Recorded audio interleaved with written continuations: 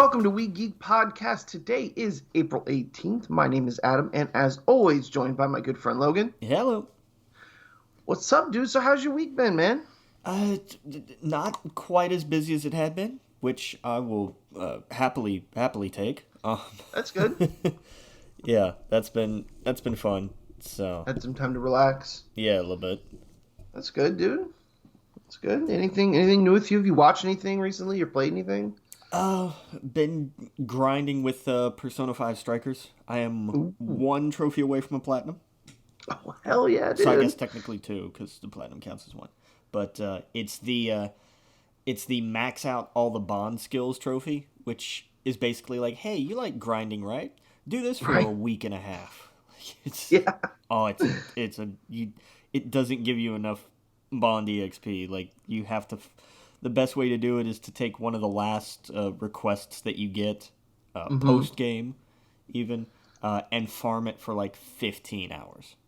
Yeah. It's insane. It's some MMO shit, and I hate it. But it's the only one left, and I can't not. Just because it's like, oh, it's gonna take a while. Yeah, but it's right there. Yeah. We'll get it, dude. Yeah, but it sucks. But I love the game. Enjoy the hell out of it. But man, it's just that one thing. Yeah. Oh yeah. Yeah, dude. I love grind. I love grinding games. Been playing a shit ton of Warcraft again. Playing with an old buddy of mine, and the same friends that I've been playing with for a little bit now. So Yeah. we like have a legitimate guild starting, right? Like a legitimate, like, whoa, we can run keys and all this other stuff. It's been really fun. Nice. Going through that stuff again. And yeah, it's nothing but a grind. They released a bunch of the PTR released, which is the public test run essentially for the next patch. So like we got to look at all the goodies that we're going to be getting in the next patch, all the weapons and armor and changes and content and raid that they're adding. So that's been pretty fun.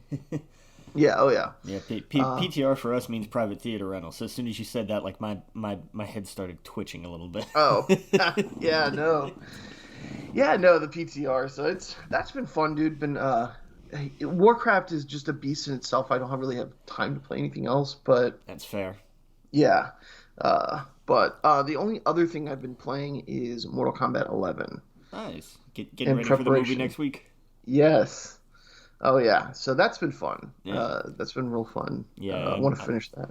I get that. I get that MMOs are like, if you really get into it, that's it. I've got a buddy of mine who was trying to juggle playing the last three Tomb Raider games in succession, plus Persona 5 Royal, plus Final Fantasy 14, and that didn't work particularly well. So Yeah, it's a good thing and it's a good thing and a bad thing. It's a bad thing because a lot of games will come by and they'll pass you by and you'll never play them. I think just like movies, there's a big difference between seeing a movie a year down the road than when it comes out and you're part of a conversation and you can talk to your friends and it's more of a community experience, if that makes sense. yeah. Where if you have to do it at the time, it's one of those. And actually, you know what? Same kind of thing happens for Warcraft. Like when people talk about playing back in the day, like the classic WoW, you had to be there. Yeah, no, absolutely. And so that's why it's kind of a good or bad thing getting latched on to one game like that. Some of that stuff just kind of passes you by and you never experience it. So but yeah, dude, I've been having a blast with it anyway. So the good thing is I play this with friends, pretty much I don't know how many nights a week, but it's a blast to get in there and just chat and have fun, catch up. Yeah. But yeah, dude, it's been fun. Have you watched anything? What did I see this week? Oh, I went and watched The Unholy this week. Oh. With the one with Jeffrey D. Morgan. It's a PG-13 horror movie, which is usually pretty much all you have to say to get me to say pass. Right. but it was JDM, and the director was the guy. They had partnered with something before, and it wasn't terrible, and I can't remember what it was called.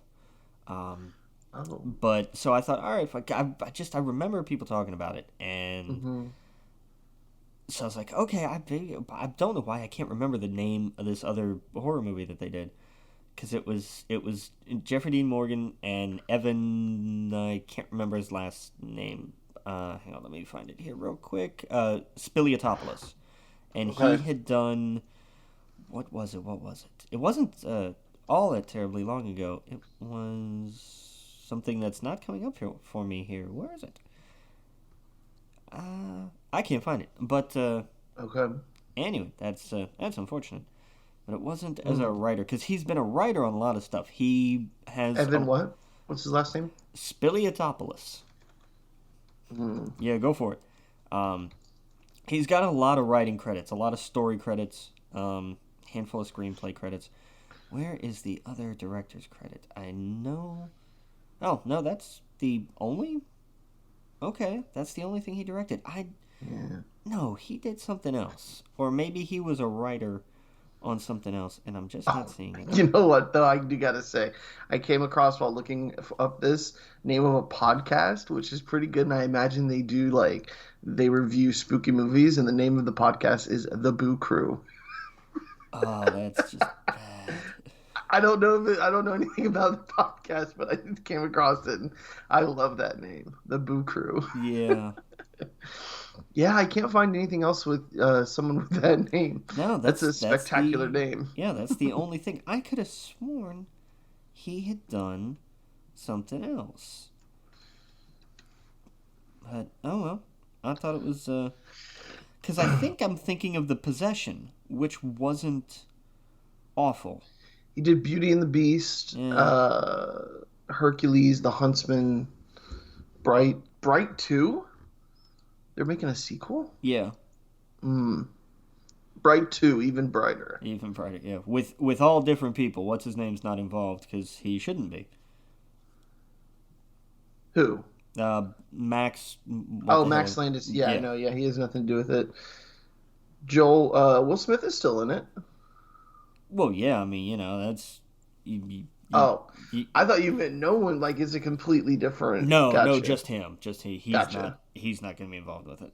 Oh, I don't think Max Landis is going to be doing... Maybe sometime in 10 or 20 years from now, but not anytime soon. Yeah, maybe. Yeah, I don't see him doing anything like that. But anyway, the moral of that story was it wasn't terrible. Oh, okay. It wasn't fantastic, but I kind of went into it thinking, oh, this is going to be a train wreck, and it wasn't. Okay. There was one movie that I watched this past week, though, that I went into it thinking this is going to be a catastrophe. No, fully expecting. Like, I had zero... Like, I was going to go have a good time because it was going to be so bad. It was one of those. Okay. And it did not disappoint at all. Okay. It's a movie called Mystery of the Kingdom of God. Oh, yeah, you showed me this. It's an animated movie that was entirely voiced by one guy. Every character, no matter what, boys, girls, no matter what race, no matter anything. It was all one dude voiced it. And I'm pretty sure he also wrote it. Like, he's the only, if you go on IMDb, he is the only credited anything. There's a Jenny, somebody who's credited as a producer, but this dude is credited as director and cast. And on their official website, they make a mention of the fact that he is the cast. Wow. He did everything. When this comes out digitally at some point in the future, I encourage you, get high and watch it. It's so bad. I cannot sit here and do it justice by telling you just how bad it is. It is beyond That sounds awful. It is. Why would you not have any kind of cast? That doesn't make any sense. Because I'm pretty sure he made this entire movie by himself. It's There like a was student project or something. yeah, but I've seen way better second grade student projects. It's no, I can't oversell how awful it is. It is impossible it's impossible. I could sit here and throw every adjective in the book at it and it still wouldn't be enough.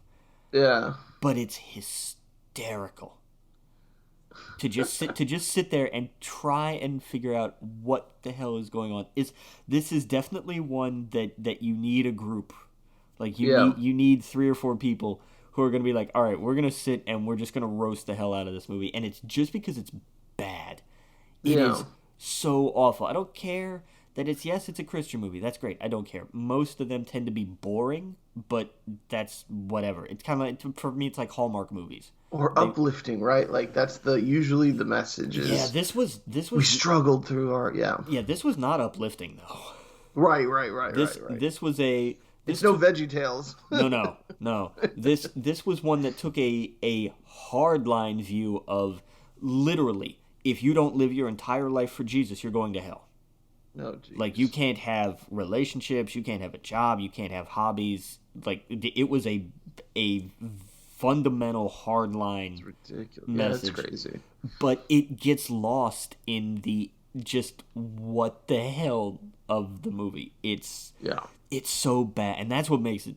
It's nothing to do with the messaging. It's because it's such a terrible movie, and I can't oversell it. I Like honestly a can't. cultish message. That's ridiculous. Yeah, Yeah. but you forget it because you watch this and you're like none of it makes any sense. Mm-hmm. So it's if you if whenever this hits digitally, I encourage you rent it for a night, grab a couple of people and just watch this. Just get drunk and watch this or get stoned and watch this because it's so awful, but it's hysterical to sit there and just riff the thing because there's I So do people come out to see this in your theater? Like, are like like there? like 6 Oh, okay. total. Like So no, even they know. No, this is well not because this didn't get any press. We right. had we oh there It doesn't was look real when I look at the poster and no stuff. It looks like no I made this or it's something it's in it's Photoshop. what did I heard somebody say this and it made me crazy because it was so spot on the phrase for baby's first 3D movie this isn't half bad. Right. And but I disagree. It's so bad. It's also just unbelievably racist. Oh wow. Because and I mean Shocker. I did yeah right, but it's Yeah. it's so bad. But Yeah. it's one of those where it's like it is so bad that if you watch it with a group, it's hilarious. Like Mm-hmm. don't watch it by yourself because you just get a headache. But Yeah. if you've got 2 or 3 people to watch it with, it really makes for just a fun like all right we've got an hour and a half to kill, fuck it Mm-hmm. like it's Yeah. it's so bad. I'll never forget watching there was one guy in the crowd who was definitely who I think had took my advice without ever hearing my Oh, advice right. and showed up and was just kind of rocking there for a little bit. And there's one sequence where it intentionally gets kind of trippy. Uh, Mm-hmm. and I was just like, I hope this dude is okay. Like, it's, That's it's great. it's so bad. My favorite moment, because nothing in this movie is explained. There are things that happen where you would have questions like, where did that come from? How did this happen? Where is this going? And none of those questions are ever answered. The main character is part of a missionary group that goes to Africa because, of course, and Mm-hmm. the village that they're ministering to is plagued by a witch doctor, of course. And Jesus. so you have the one character who says, I don't want to go because I don't want to die. Spoiler alert, he winds up going to hell because that's selfish. And then you have the other 3 characters, including the main character, who are kind of doing the thing where like they're just standing there and one of them's like, okay, let's go. And the other one says something like, yeah, let's go help them. And the main character steps in from out of frame halfway doing a Charlie's Angels-like pose with this 357 Magnum that is never explained where he found it, or where it came from, or how the hell he brought it on this trip, and just goes, yeah, let's go. And you're just going, whoa.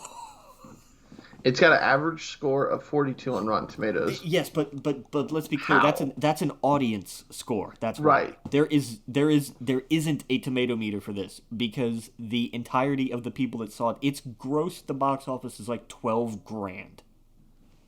Yeah. Which means that, 2 churches worth of people came out to see this movie. That's exactly what happened. They flooded the reviews saying, Jesus Christ is your Lord and Savior. Oh my God. Right. And I fully think that most of those reviews were done by the director. Oh yeah, one of them is powerful. No. I No, cannot it's not. believe one. Oh my God. It's just so bad. There are there are good Christian movies. They do exist. Oh yeah. But my genuine sort of meh towards them is, like I said, it's like with Hallmark movies. They just follow the same exact kind of formula. They're all the same. Right. That doesn't really do it for me. I'm not ragging on this because it's a movie about Jesus. I'm ragging on this because first of all, you can't understand the dialogue because the guy doing the voices is that bad. Wow. And it includes such sparkling examples of dialogue, like when one of the characters, her sister is going to court, so they have to pray for her. Okay, well, why is your sister going to court? Quote, the details are sad. And that's the entire explanation. That's it. That's the line. And then it just goes, okay, well then let's pray. And the details are sad. Until when she later confronts her sister. And her sister looks at her and just says, I'm on drugs. End quote. And that's it. They leave it at that. I cannot oversell how hilariously bad this movie is. Oh my God. It's definitely not a watch by yourself, because you have to have other people help pull you through this. Like, everybody just like grabs hands and carries each other along. But it is if you have a few people in an hour and a half, whenever this comes out digitally, if it ever comes out digitally, it may only live in theaters and in this guy's editing bay. I don't know. Yeah. But it is hysterically bad. And it's done with such, the thing that sells it in what else makes it so bad is that it's done in so much earnest. Like, they made this film and really thought this is absolute.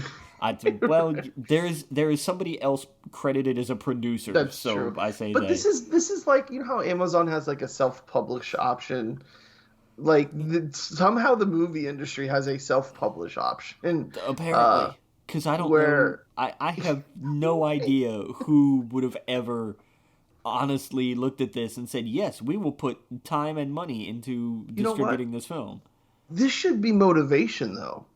If this guy can make a movie like this and it hits the theaters, yeah, anyone can make a movie. And I mean, this hit. I mean, I work for a chain. I don't work for a local mom and pop theater. Like that would have been one thing, this guy. Who knows how he did it? But like, somehow. I mean, that's if there's a way to turn this into a positive.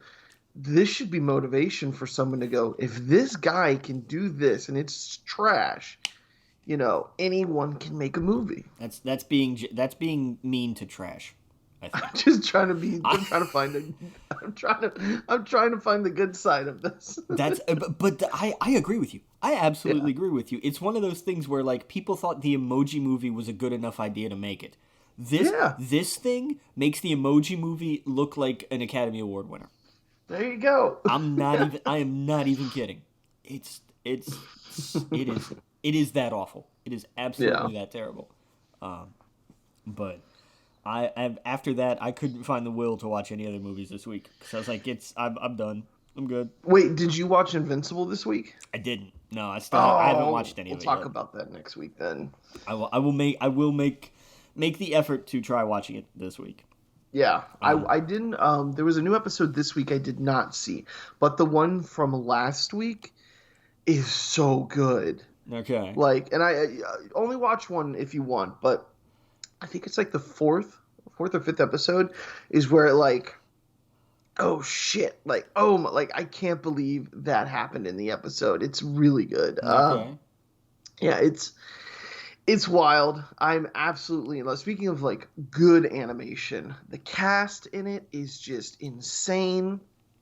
The story is so fun to follow, especially if you haven't read the comics and you know nothing of the world. You don't really know what's going to happen. It's really good. At first it does a really good job of making you think one thing, then it's another thing, and then it's another thing, and then you're like, oh wait, they're doing this, and I don't want to say anything because I don't want to spoil it. Gotcha. But it's very awesome. It's I don't we'll talk more about it next week when you get one under your belt. But man, Amazon is killing it with that. It's Nice. so fucking good. One thing they're not killing it is, I'll skip real fast forward to this part. I saw that they canceled their Lord of the Rings MMO that they've been working on. They announced it last year. Yeah. They have like their games division just can't cut a break. I know they have another MMO. I forget the name of it that is like already in beta or alpha right now that is going to be coming out. So when I heard they were making Lord of the Rings MMO, I thought, well, why would they have two MMOs? That's one too many. It turns out they agreed with you. And they agreed with me. Yep. I think it's one of those like, hey, we have the rights. Why not? Like, look how much Activision Blizzard is getting for Warcraft. Yeah. You could totally do the same thing with Lord of the Rings. The Lord of the Rings MMO, Lord of the Rings Online, is extremely underrated for an MMO game. It's, by the way, still running. And it's still, like, and a potato can run it at this point. But, like, I loved Lord of the Rings because it was, like, legit. It was from the books.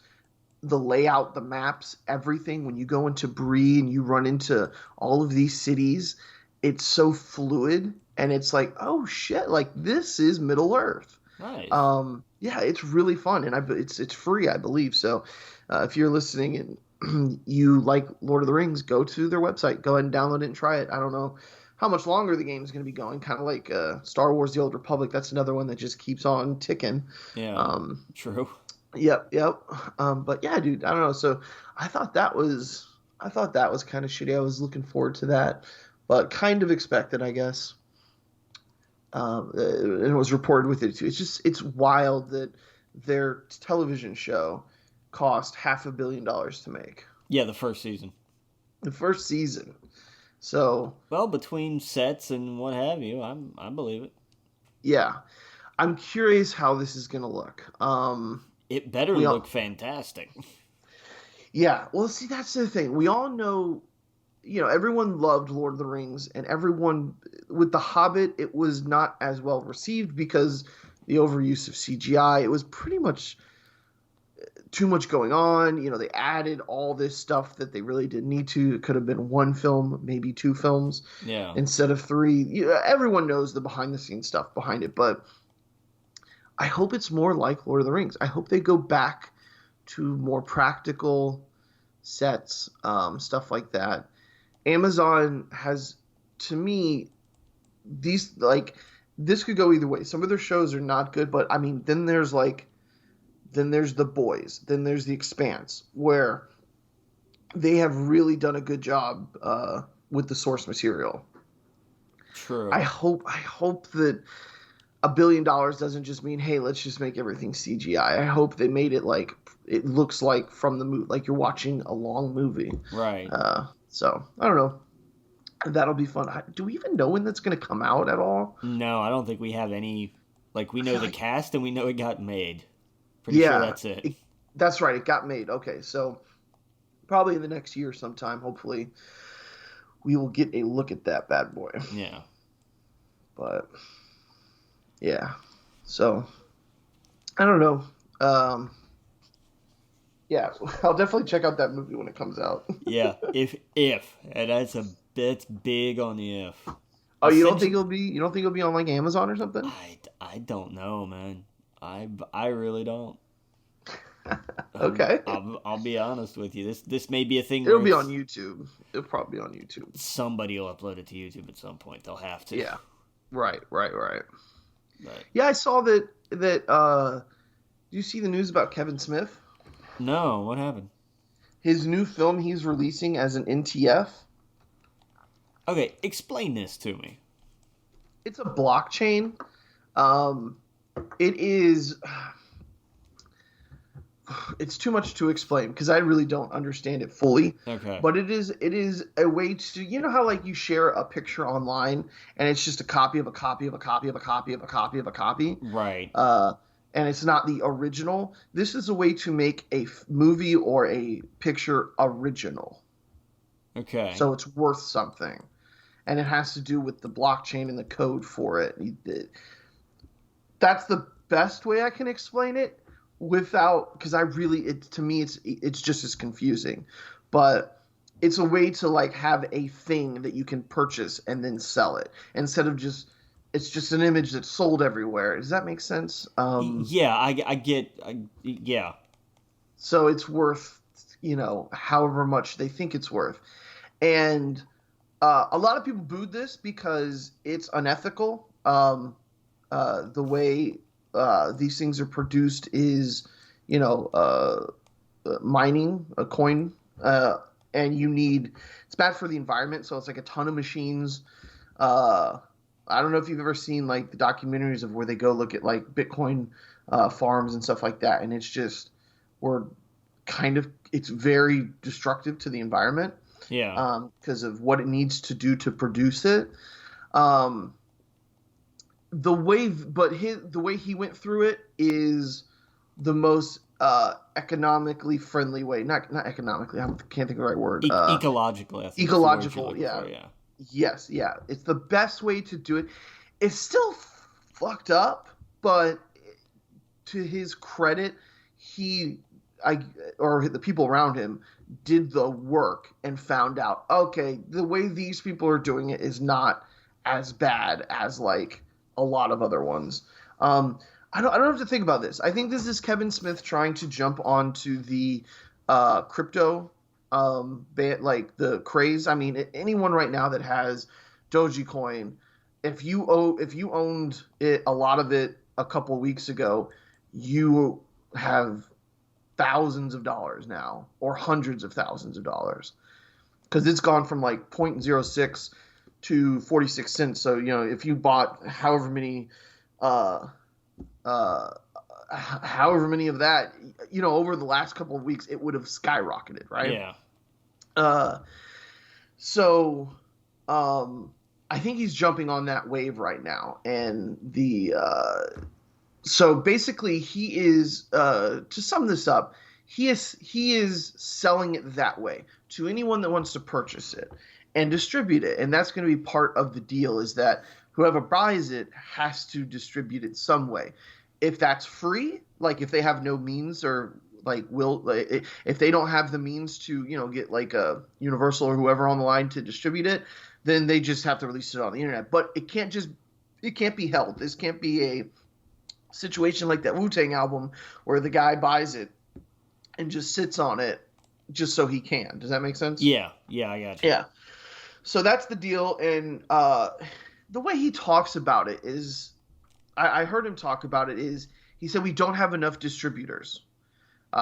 He told a story about how Quentin Tarantino said once, someone said, "Hey, how do I do what you do?" And he's like, "I don't want you to do what I do. Be a distributor. This industry does not have enough people distributing the movies, and they're extremely, they don't take as many risks and blah blah blah." So his idea is that like I want some random Joe to be able to purchase my movie and give it to the masses instead of going through the normal deal. So that's his idea of it.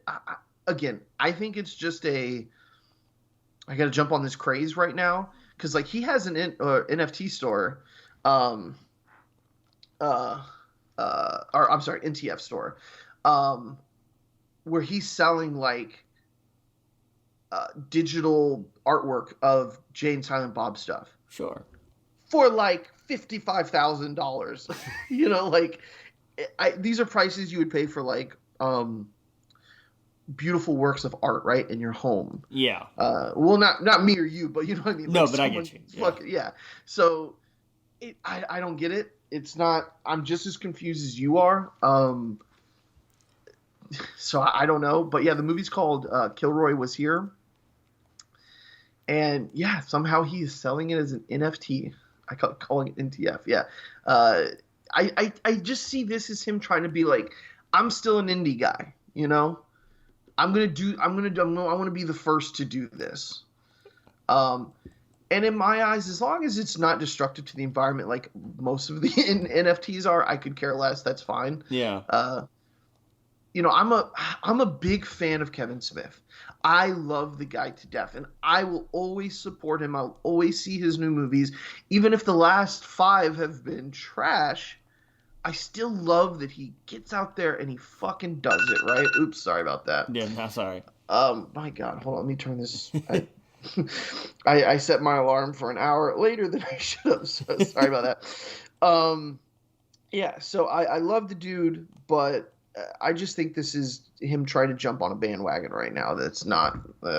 Well, and yeah. I mean, there's, I agree, but also it's the idea of like he's also just trying to stay where people are. I don't hate that I guess it's kind of it's a bit of trend chasing, I guess. Yes. But I get what he's doing and I see where he's going with it, and it's probably not going to work out, but yeah, you don't know until you give it a shot.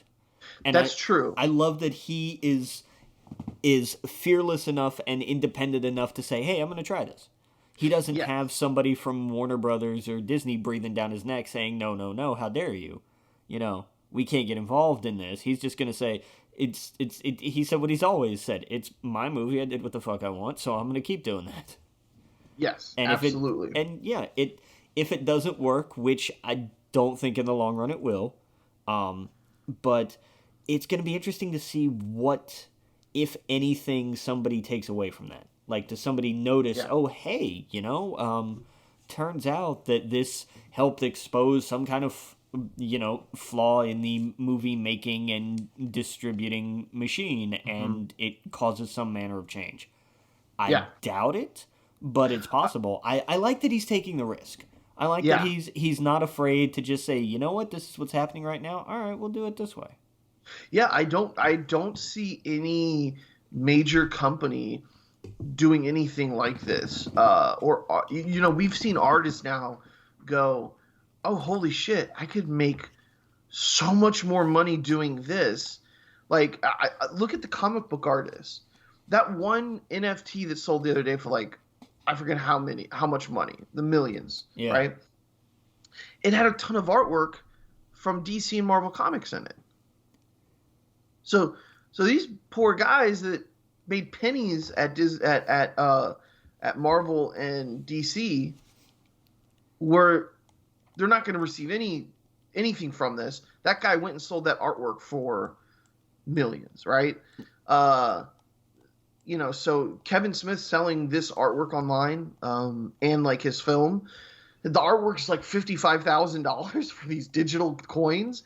Who knows how much money he could potentially make, because people will buy that because they know it's going to be worth something. I don't know. It's such uncharted territory at this point. Yeah. That I don't know how that's going to work. Like I said, the only a real gripe that a lot of people had was that it's not environmental friendly to do that. There's so much there's way easier way we can sell a movie than continue to destroy our environment, right? Like, just for some money. So that's the give and take. I listened to what he said about how it is the least destructive way for them to do that. I didn't actually go and look at their website to find out how it's the best of the worst, you know. Right. I don't know, that's my only beef with it. But yeah, dude, I mean, now basically Marvel and DC are saying you can't do this to their artists. They're saying you can't go out there and do what that guy just did and sell any of your artwork for NFTs. And they're like, what? Wait, are you kidding? Like, you guys, you need to pay more. I mean, who's that guy? Who's the creator of Winter Soldier? What's his name? Ed Brubaker? Yeah, who is not getting much of anything from all this. Yeah, exactly. He said he made more in his residuals from showing up in that movie than he did from Marvel for creating the character. Yeah. I mean, think about that. Yeah. That's absolutely insane. That's work for hire for you. Exactly. But man, the amount of money, I don't know, that's just not right. I'm not, the studios, and they have the ability to make that right. I don't. It kind of man. You look at Falcon Winter Soldier, and you're like, this is awesome, but knowing that sucks. It kind of takes that joy away from it that you would normally have. Oh man. Yeah, but that's how work for hire contracts are. You come in and they pay you and say anything you create belongs to us. And unfortunately, artists wind up in positions where they can't say no because you need the paycheck. Like, you got to make the money. But the deals are so screwed that, hey, if you create something and it's new and it's your creation, but you made it for us, we own it. We're going to do whatever we want with it. Oh, and on the one side, people are going to say, well, that's the contract you signed. But on the other side, it's hey, these contracts are vulturistic and they're garbage and they're designed to exploit people, not take advantage of what they can do. It's designed to take advantage of them and their situations and their desires to create and manipulate it for your own gain. And then you're screwed. Yeah. I was listening to a podcast or video thing with Robert Kirkman. Someone was interviewing him, and like, he's the shining example, right? Like, he is the goal line for a lot of these creators, because he took, two of his properties became two of the biggest things on the planet, and now, God, he's worth millions of dollars for, and he gets money from all of that, not just Walking Dead, but now Invincible. It's going to be a live action movie in a couple of years. Yeah. And all because of the way Image is ran. Yeah. And yeah, so it's what, and I was listening to the interview, and he was talking about how, he worked at Marvel, right? And he's known at Marvel for Marvel Zombies and Ultimate X-Men. Ultimate X-Men was I love the Ultimate line until they really fucked it up at the end. But it was cool to be like, oh, hey, here's this Ultimate universe where we know that their story, and we're going to change it a little bit and make it a little bit more up to date and whatnot, more modern. I loved that. And he told a story about how, like, he got into it with the editor because he goes, I'm not going to tell you the editor, I'm not going to tell you the character I was working on, but I was making a character. Let's say he was Reed Richards, and I had to do a one shot, and I wanted to use Doctor Doom, and I wanted to have this happen. And it was the first time I worked with this editor, and the editor said, hey, give me an outline. So he wrote a paragraph outline of exactly what I just said, right? And the editor said, okay, good. You're good to go. Write your story. He writes the story, and the editor basically comes back and has him change everything, including the bad guy, right? The villain. And Robert Kirkman's like, I already told you this, of who I was going to use. Why didn't you stop me on that level? And they came back at him. Basically, what I'm trying to say is that he was talked down to constantly in Marvel. They treated him like garbage. And he's like, and in his head, he's like, hey, I got Invincible and Walking Dead over here. I'm making pennies over here, but I'm over here because it's Marvel, right? Yeah. And I couldn't help but think of like how wrestlers think with like the WWE. Yeah. It's like that's That's the big ticket. But really, over there, you could be making a ton more money because it's more lucrative. And that's ended up what he did. He goes, they treated him so badly because they thought he was egotistical or arrogant. He was at the point where he was telling his editors they wouldn't give him any money for promotion. They wouldn't, and what made him what the kind of the line was, what made him really pull out of Marvel was he was telling them, I want to promote this myself. He was on a podcast with people talking about it, and they pulled him aside and said, you can't go on that show. You never cleared it with us. He said, why am I clearing it with you? I'm telling people to read my comic book. It's almost as if you don't want me to do that. Right. And it's all about controlling the message. So that's when he was like, he knew his time was up, and he was going to go full bore. He already had Invincible out in Walking Dead. Obviously, this was before Walking Dead TV show, but I don't know. I don't know why I got into this tangent about Robert Kirkman. Because we were talking about creators and owning their creations and shit. Yeah, exactly. Yeah. So that's the shining example. And so I don't know. I saw that story this week, so I figured I'd share it. But anyway. Yeah. And I mean, you talk about WWE. Look at did you see all the talent they cut the other day? I did. It felt like it just kept happening. It was a year to the day of when they did the same thing last year. I think this is going to be the new norm. It's one of those, at first, your first instinct is you feel terrible for the wrestlers, for the families, that they lost their job. Yeah. Right? I hope, and I try to think of the positive to this, Samoa Joe is going to be picked up immediately. I hope they all are. Oh, hell yeah. No, they'll grab Joe and the Iconics very fast. The Iconics was a team that never clicked for me, but I understood. You couldn't watch wrestling and not see people in Iconics gear. It didn't click for me, but I was like, okay, but other people really dig the hell out of them. All right. Well, they're a comedy act, right? So that's one of those. It's hit or miss. Yeah. And for me, it was just a miss, but personal preference. Right. A lot of people loved them. Okay, cool. Then keep them around. But they're talented. They're bringing people in. People enjoy it. It's getting them ratings. It's getting them YouTube hits. They're selling merchandise. Keep them around. Nope, we're gonna split them up. And then when one of them decides to grab the one of the silliest gimmicks we've seen in a while, which is handing out resumes, and turn it into something that's genuinely entertaining. I thought it was great. That was the first time I've seen the Iconics in a while. Yeah. Is when I would tune in, and I thought it was hilarious that she was auditioning to be like, she would completely change herself, it seemed like every episode, to fit the mold of who she's trying to get the attention of. Yeah. It was I thought that was great. It was great work. It was creative. It was exactly what they ask, which is, hey, we give you this thing, go do something with it. And she ran with it, man.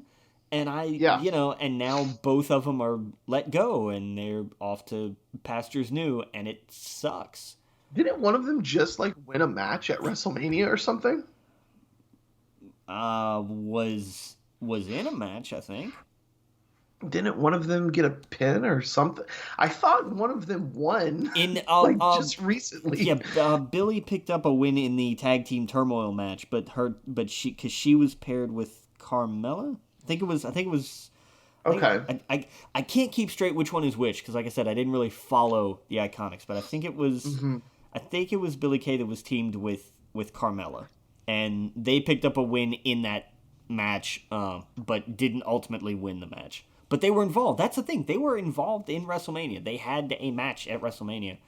And then, less than a week later, they've got their walking papers. That's insane to me. Yeah. And Joe, God, poor Joe. The last thing anybody is going to remember him from WWE is standing there wearing the poncho. And yeah. I really want to know what all went on with him and, everything that kept him stuck on commentary. What were they why would they not clear him to get back in the ring? Or the concussions, right? He kept getting them. Is that what it was? Yeah,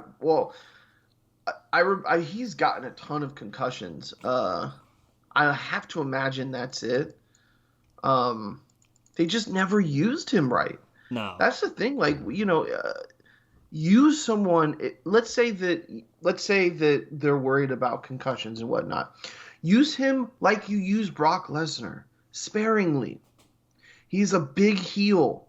When he comes in, get the fuck out of the way, and then have him show up once a month, once every 2 months. Yeah, if that, like have him this. He is such. Yeah, go ahead. Just Sorry. come in and be involved and wreck stuff. Yes. Like that's it works. Because Samoa Joe was the second coming of Taz. He was a loudmouth, in your face, beat the crap out of you, choke you out kind of guy. Right. And he honed that persona to an absolute edge. Yeah. And I get why having him on commentary was okay because he was good on commentary. Mm-hmm. But I feel like if he had been a manager for somebody, that could have been like, hey, give him, somebody coming up from NXT, and it could have shot them to the moon. Oh yeah, I was listening to I think it was Jim Cornette's podcast. And say what you want about Jim Cornette, but he's intertwined in all of this history of these wrestlers, right? Yeah. He talked about how Samoa Joe is just cursed. And so he said 15 years ago, Samoa Joe told me he was cursed. And he's still, he had bad booking 15 years ago, and he still does. But he was talking about how at TNA, they had him come out with Samoan dancers or something like that. I remember that. And he said he's like, I'm a college-educated kid from California. I'm supposed to be the new Samoa. Like, we don't have to go back to these stereotypes. Yeah. And Jim Cornette was this conversation. It made so much sense. Like, why are they doing that to him? And I think it's a mix of when he gets to the WWE. I think kind of what we talked about earlier. I only have to imagine when they get to the WWE, it is, oh my God, this is the dream company, and they are taken advantage of for that. Yeah. Instead of going, let's do this right, they take and they take and they take and they take and they don't give. Like Samoa Joe, they should have treated as well as they did AJ Styles. Yes, agreed. 100% agreed. There's three of them. That's really when I got back into wrestling, was right around the time where I saw them pushing AJ Styles. They should have pushed Shinsuke and Samoa Joe just as hard. And right now, think about how much back to what I was saying earlier about trying to look at the positive of this. It's insane that they had so much talent at one time and they squandered it. Yeah, and still do. They still do. They have right now more talent than ever before. Even when they purchased WCW, right now they have so much talent, and it's the same matches. Yeah. And no one gets over. No one is a big star.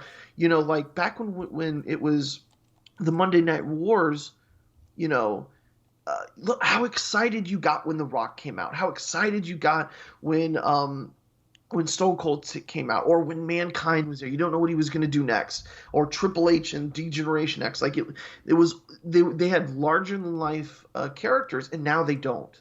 It's the same. It's so, everything feels so clean. Yeah. Everything feels so like Disney-fied, if that makes sense. It's in a way because everything went PG, and there's and like I get it. You can't have the edge from the Attitude Era and stuff, and that's not.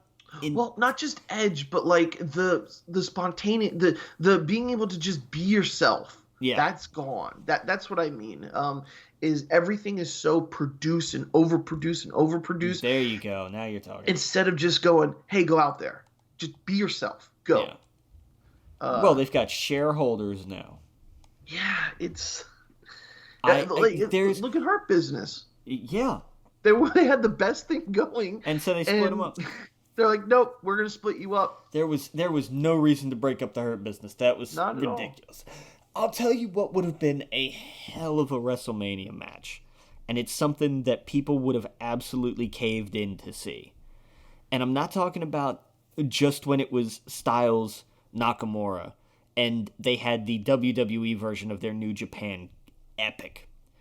but put Styles, Nakamura, and Samoa Joe in a ring. Give them 20 minutes and say go.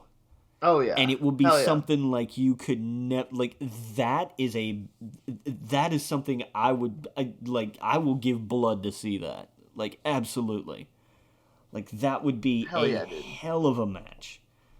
But they don't like. They're not gonna book. It's so rare that they give people what they want that every time it happens, it feels like such a giant deal because it is.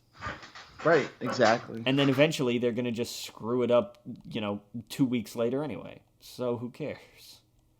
Oh, yeah. This was like the worst after WrestleMania Monday Night Raw I think I've ever seen. Because nothing happened. Like there was no big the big return to Monday Night Raw was Charlotte Flair. And I like that finally they've decided to stop pretending she's some kind of face. Like she's not. She's a Flair. She's supposed to be entitled and awful and also be able to back it up because she is actually that good.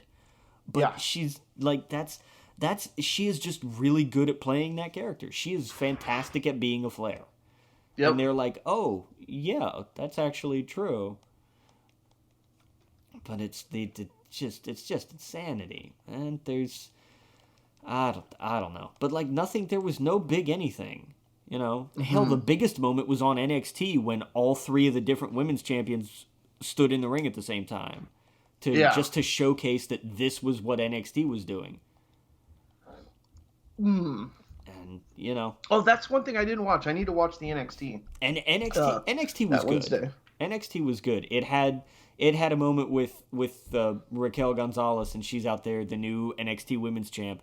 And then Rhea Ripley's music hits, and she comes out to the ring with the Raw Women's title. And then Bianca Belair's music hits, and she comes out with the SmackDown Women's title. And it's like, hey, these guys were all, obviously Raquel is still in NXT, but, Rhea and Bianca were just recently NXT. Mm-hmm. Yeah, it's just, like, I was looking at what happened, like, after Raw this WrestleMania. Nothing. And I went back and I watched, say what you want about Enzo Amore and Big Cass, right? But seeing their debut after Raw, that's probably the closest modern time, like Monday night after Raw, that I remember specifically watching and going, this is fun. Yeah. Holy shit. And remember, I was like, who are these guys? These guys are awesome. Mm-hmm. And you were telling me that I would definitely like them. It's wild that and then you look at this after Raw after WrestleMania this year. There's nothing comparable. No, not even close. Like nobody showed up. The biggest return was was it Eric from the Viking Raiders or Ivar, whichever one was injured came back. So the Viking Raiders are a team again. Awesome, okay. But that's not, and I don't want to hear any of this. Like, well, there weren't fans in attendance. They can still try to get ratings. They still need to get ratings because WWE puts a premium on that shit. Oh yeah, totally. Yeah, do you know when they're gonna have fans again? Probably not till SummerSlam. Not till SummerSlam. Okay, yeah, which I think is fair. Yeah. But it's Florida. They're in Florida, so yeah. I turn on the news weekly, and I'm like, oh my god, what is running this state? Oh, the eternal question asked yet again. Yeah, it is a disaster. Yeah, it's like I said, man. I went back a couple weeks ago, or not a couple weeks ago, but I went back and watched that, and I was like, God, that was such a cool. Because it was right around when I was looking up debuts, like with Chris Jericho and stuff like that. Which, by the way, did you listen to the podcast with Steve Austin? I didn't. No, I'm going to, but because I heard it was good and I expected it. It's good. Yeah. I'm shocked that they talked about AEW as much as they did, and like they really, I really think Vince likes Jericho. Even though he went off, he did AEW. I don't think he sees AEW as a threat because he clearly just let him go on the show. Yeah. Or it's the, hey, this will get ratings. We'll just make me money kind of deal. I wonder if this was a Peacock thing too, because maybe with them being like, hey, make sure you do something to drive up subscriptions. Well, this would do it. Yeah, that's gonna do it. And it's and then people are gonna get it, and they're gonna look for all the other WWE content and see that there's nothing there because they've done such a god awful job of handling this. So. Oh, totally. Yeah, but it was. I mean, Jericho. He has so much history. He's one of the last people that did it the old way, where you do territories and you work your way up. You go from one territory to the other, to the other, to the other. And he talks about it. Still to this day, he sees WWE as that's the finish line, right? Like that is the place you want to go. Anyone in the industry, at least when he was younger, right? That's the place to go to. And he loves that now there are other options. Yeah. That treat their wrestlers better. And can. So, it was shocking how much he was able to actually say and talk about. But it was mostly just two guys that you could tell were friends, and they just wanted to talk about behind the scenes stuff. And that's the shit I love. I know you love it too, so you're really gonna enjoy it. Yeah. I won't spoil anything from it, but it's fun. It's a really cool conversation. But yeah, I thought it was great. Nice. That's probably my highlight of WrestleMania weekend was watching that. Yeah. Yeah, but I don't know. Like I don't know what the hell all is going on over there. Yeah. So much of this is like this, like the Iconics are gone because apparently Kevin Dunn, who's basically their head of TV production, was like, I don't get it. And I'm like, who cares? It doesn't matter what you get. It matters what the people get. Like, you guys need to get your collective heads out of your asses and understand that. Oh, I kind of want to spoil one part. No, I'm not going to do it. There's a Kevin Dunn story with Jericho. Oh, God, I am sure sounds very similar to this, what you're talking about. I'm sure there is. I just don't get it.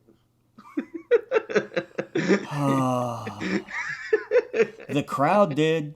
The crowd popped for that. Exactly. It was ridiculous. I was absolutely one of those people who sat there and was like, this is the dumbest thing on the planet. Yep. This is the most simplistic, infantile kind of thing.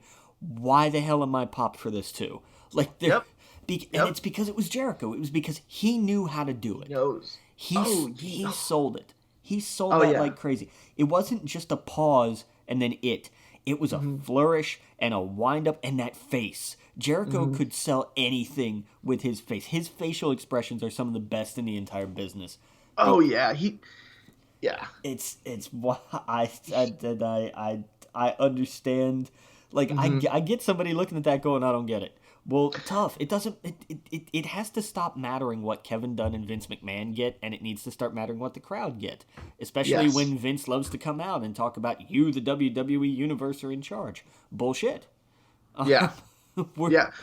That's not what happens. He spends a good 10 minutes talking about his debut and every decision he made with that debut. Everything from the faces. He was like, I wanted a little bit of that. I was going from kind of cartoony wrestling to I have to change my character. So that's why he goes, I still had elements of that Jericho from WCW in those facial expressions. Sure. It was over the top. But him posing just with his back to the crowd, just not acknowledging them for a while. What felt like 5 minutes. He goes, I got that from Michael Jackson. I saw a Michael Jackson concert, and he just did that. And everyone was cheering, and they wouldn't stop until he turns around. It's little moments like that. I was like, oh, that's fucking cool. Like, and he goes on. That's literally on and on the whole podcast. All these little things that you're like, wait, why did that work?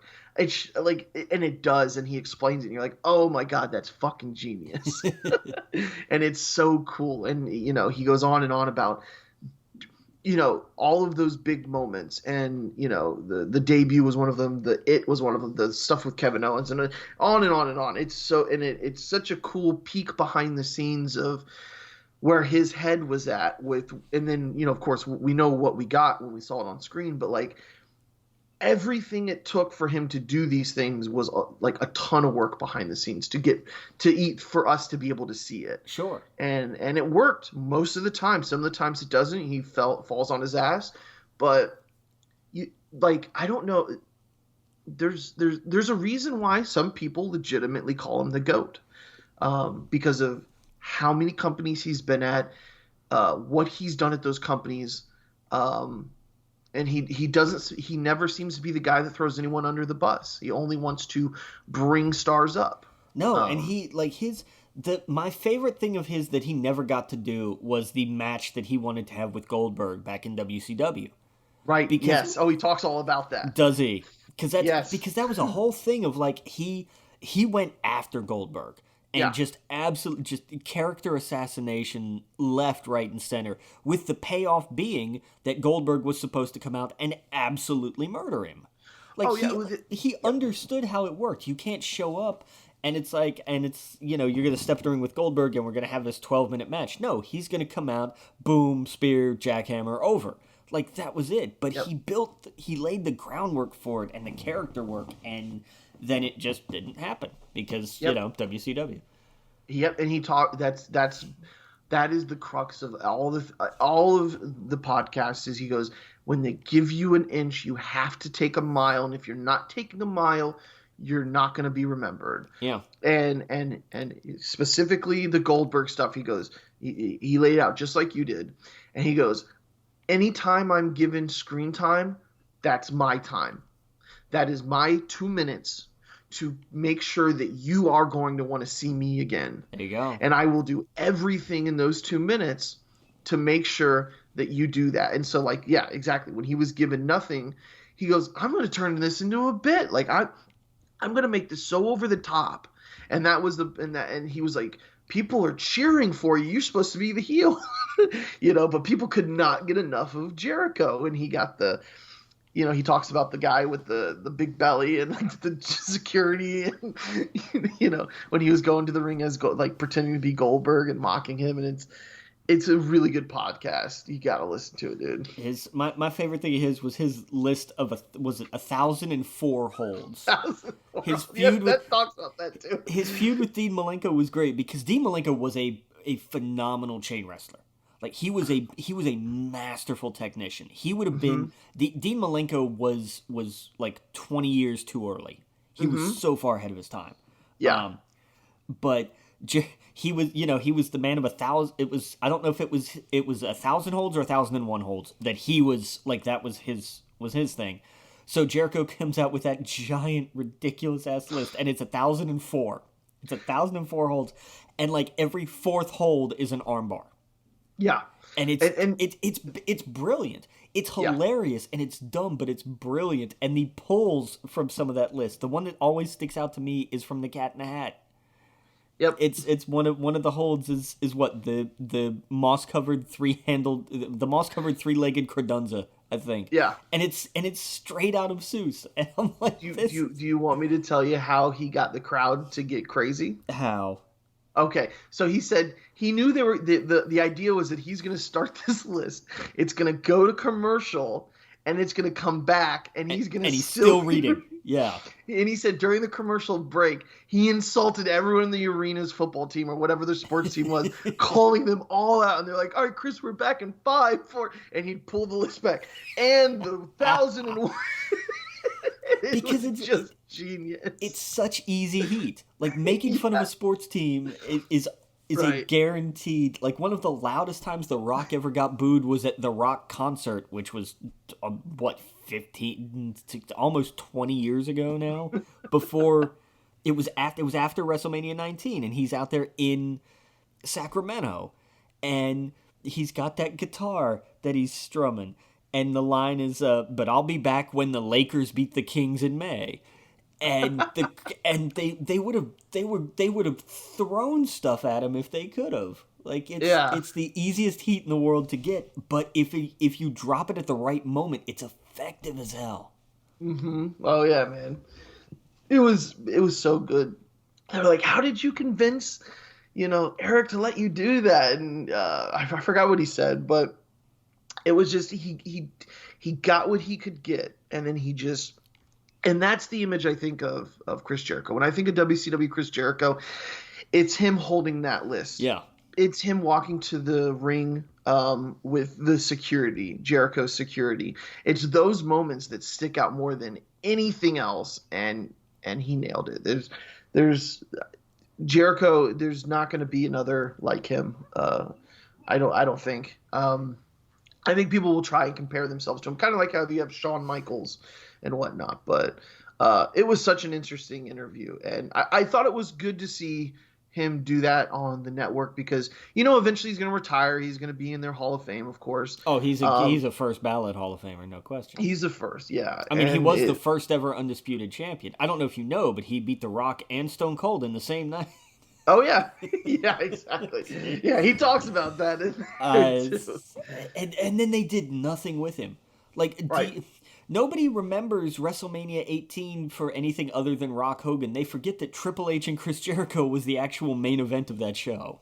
Yep. Oh, yeah. Yeah. And it's cool, man. He goes in a lot of details about Triple H did not like Chris Jericho when he first got there. There's a real – he goes, people think that there's, the Monday Night Wars is like – wasn't a real thing. He's like, it was real. When I came here, I had a target on my head. When they let me go after people on the mic on Monday, in his debut, those people were, when he got back there were real faces he had to look at that were like, you just buried all of us.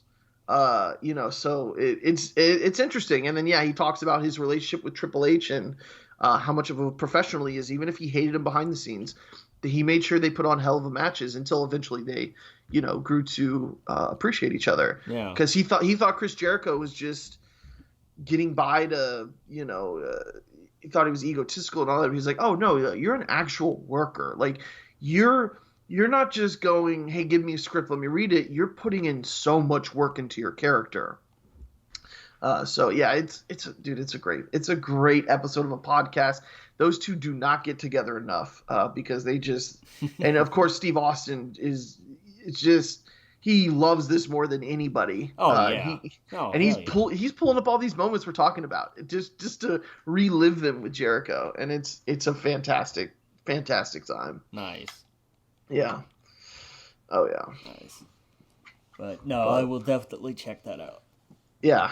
It unfortunately was the best thing about WrestleMania weekend because everything else, was WrestleMania night 1 was really good.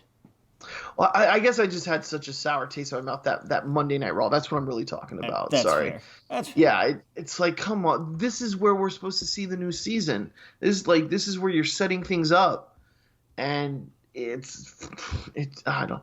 So much talent, so wasted. Yeah. Yeah. Yeah. Unfortunate. Yep. All right, where were we? Well, let's actually start the show. There we go. We've only been at it for over an hour. Why not? Right. Well, and I mean that's good. This is where the tagline comes in for the show, or whatever you call the card. It feels like the first episode of Invincible. Let's throw up the title. It's like when the beat drops in the air tonight. Right. See two dudes listening to our podcast, and suddenly they're like, "Oh, now they're starting the show." Right, exactly. Oh man, but no, it's good because we don't have much news this week, really. Which I'm okay with. Did you see the couple new trailers we had? Did you see the new F9 trailer? Oh boy, did I! Yeah, I'm sure because it's more Han. It's more Han. I love it when he shows up and he's in the sniper position. Oh man, yeah. I'm so fucking ready for this trailer or for this movie. Yeah, no, God, when I the last time my lady and I went on a date. I'm trying to remember what movie we went to see. Oh, it was Nobody. That's right, we went to see Nobody. And Oh, how was that, dude? You didn't talk about oh, that. I love Nobody. Oh, it's a fantastic movie. Oh yeah, you never mentioned that. That's fucking awesome, Yeah. dude. No, oh no, it's so good. It's so Okay, good. Yeah, I gotta definitely, check it out. absolutely check it out. It's really good. It's like Yeah. John. It plays. Bob Odenkirk does such a great job because it is very John Wick Oh reminiscent, yeah, they but stole my kitty cat. Like but it it's just but feels it's so that's much. the thing though. It's John Wick but with comedy, and Odenkirk Right. is perfect for it. And Yeah. it's oh no, it's so good. Absolutely check it out for sure. Cool. But before that, the one of the trailers was the first F9 trailer we saw, Gotcha. and she hadn't seen it, and Oh really?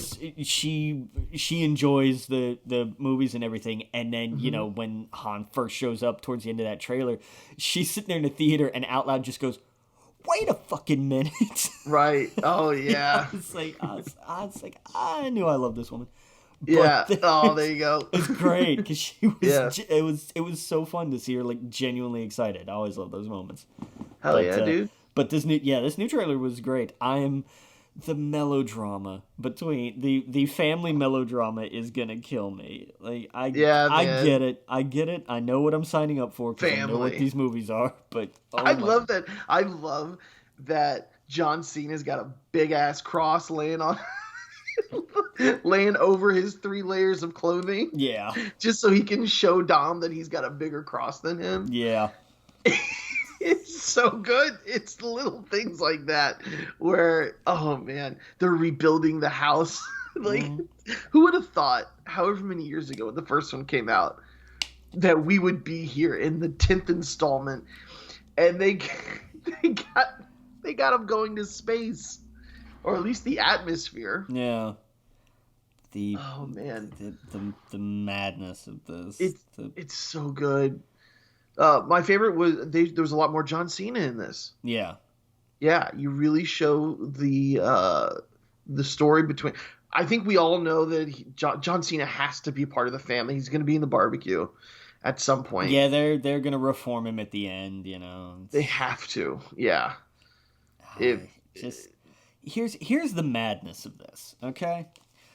June 22nd, 2001 was Okay. the original premiere. Oh wow. This franchise has been going for 20 years. Yeah, dude, it does not feel like it, does it? No, and damn if that doesn't make me feel old. Yeah. It's like, yeah, I remember this. I was almost in high school when the first movie came out. And Yeah. I'm looking at this, and I'm looking around at the staff that we're hiring at the theater, and I'm like, you guys are working F9. You weren't even born when the first one came out. Oh my god. It's just- Oh, imagine not being imagine just Fast and Furious always existing. I guess that's how people must feel with things like Terminator. It's like That's true. I just man, that's gonna mess with me today. I gotta go to work later. Like Yeah. I'm gonna say that to somebody today. I'm gonna look at somebody and be like, the first Fast and Furious movie came out 20 years ago, and it's Yeah. gonna be one of those where they're just gonna stop for a second, and then just kind of go on about their day because this is not a series you think of as something that's 20 years old. No, not at all, dude. It's not at all. I think the Super Nintendo came out 20 years ago. Right? Like, oh man, yeah. I had a moment. I almost was like, "What else happened in 2001?" And then I was like, "Oh yeah, no that." Yeah, right. Hmm. But it's just insane to me that here it is. This is the 9th movie in the Fast and Furious series. 10 if you count Hobbs and Shaw. Yeah. And it's like, oh, okay, cool. So remember how Marvel did 20 some movies in 11 years? Yeah, we've done 9 in 20. So Right. Yeah, and this is going to be the first of 3, right? I was reading that he wants it to be a trilogy. there was always talk of F10 being a part 1 and 2. Right. But I don't know. We'll see. Yeah. The market's there. This thing's gonna make money. Oh yeah, and I don't think that's going to be the end of the Fast and Furious in general. I genuinely think that they will split off after this. You'll have your Hobbs and Shaw movie, You'll probably have a John Cena spinoff. Oh yeah. Oh, I'm sure he'll be involved in something somehow. No, I think the main cast will be done. I think Right. I think This will be an Avengers situation in game where yes. 10 years later, maybe we get a movie where they all come back. We got to come back together again because this son, it'll be, wait, Brian has his son in the movies, right? Yeah, Brian has his own family. Yeah, I think Yeah. so. I could see 10 years later, Yeah.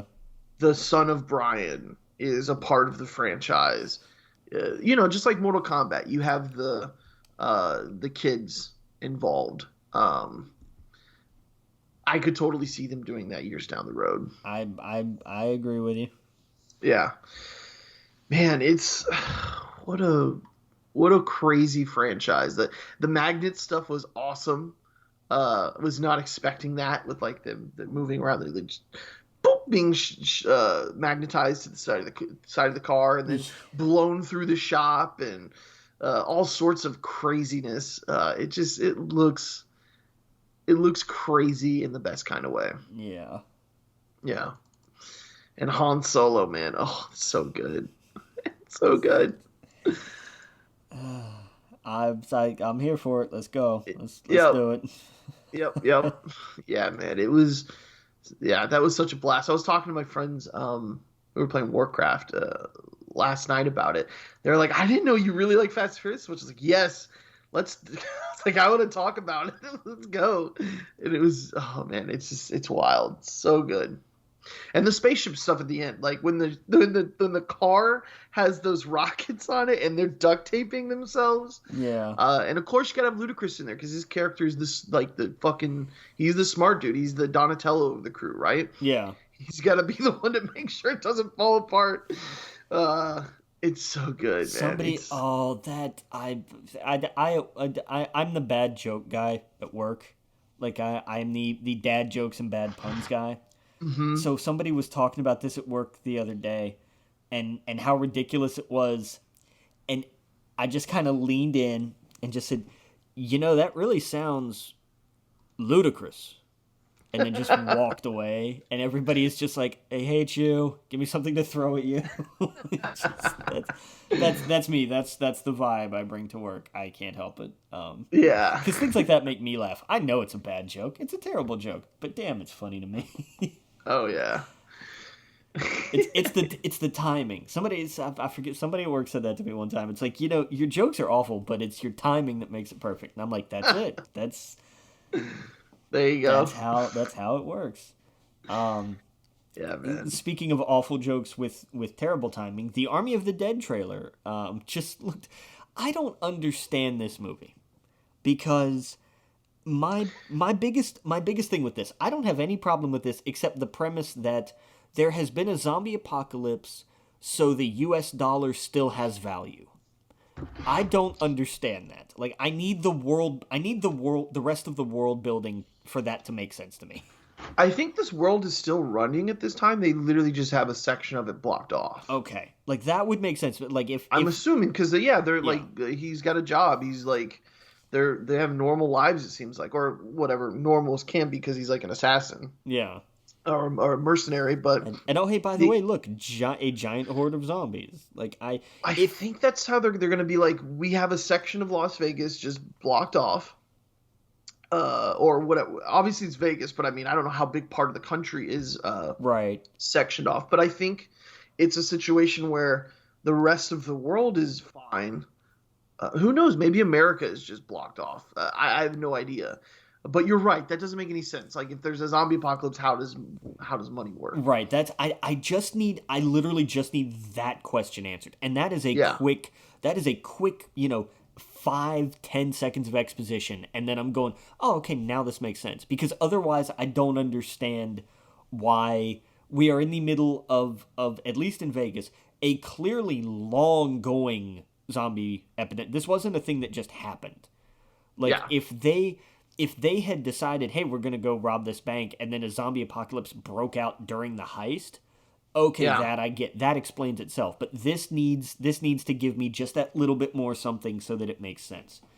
It looks ridiculous, and since it's on Netflix, I'll try it. Oh yeah, And for sure. I mean, yeah, like I may be pleasantly surprised. Who knows? yeah. It's got Batista in it. Batista zombies. I mean, uh, I hopefully it's entertaining, and at the very worst, it is bad but entertaining. Fair. But yeah, yeah. When it's a Netflix, and here's the thing though, I honestly don't know how much longer I'm gonna have Netflix.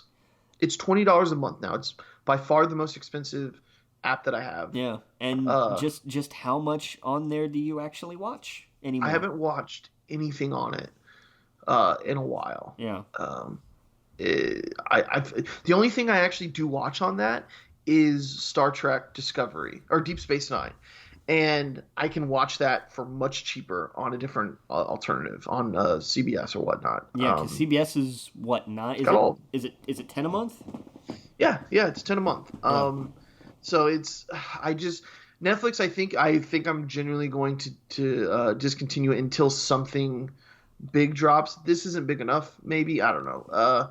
Something like a series. Like I don't know. It used to be the place where the Disney or the Marvel shows went, but now Yeah. like it doesn't have that pocket universe of something that I'm super interested in. The Witcher definitely I'll bring it back for that, Fair. but it's not my go-to anymore, dude. I'm HBO Max honestly has been one of the ones I've been pulling up. Were you the one that told me about Primal? No, I don't think so. It is I don't know if it's from the creators of Samurai Jack, but it's very much like Samurai Jack, but it is on HBO Max. Okay. And it is I've only watched the first episode, but it's very much like that. But it's about not barbarian. Oh, what's the right word? Dinosaur age. What would you call those? Caveman?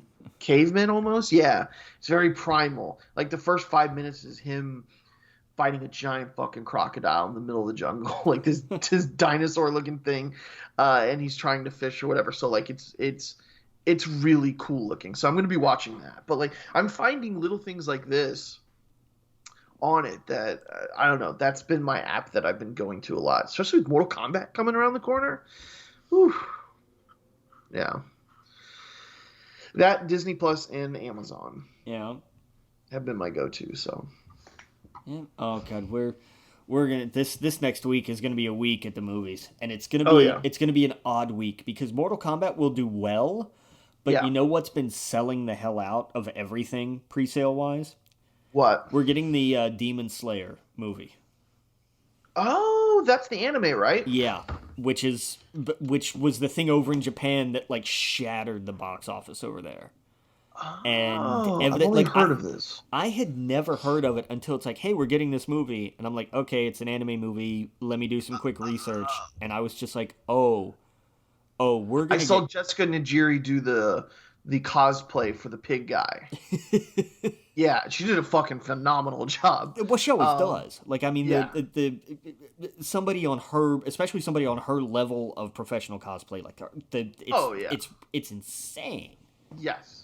Absolutely. Yeah. But they're The thing is, like, she's of course drop dead gorgeous, and she has a way to take a pig man and make it look so fucking cool. Yeah. You know what I mean? Like with the bones and everything else, it just looks so fucking dope. Yeah, so that was my first like, hey, why does she have a pig mask thingy on? What is this? And then I looked it up and I was like, oh, it's an anime. That's cool. Yeah, and then when you look, it's like, oh, this is actually hella popular. I definitely want to check out this Demon Slayer. It looks fucking rad as shit. Yeah, it's gonna be like I'm saying, we're selling out auditoriums for this. It's awesome. It's gonna be as much as we can. We're up to 50% capacity.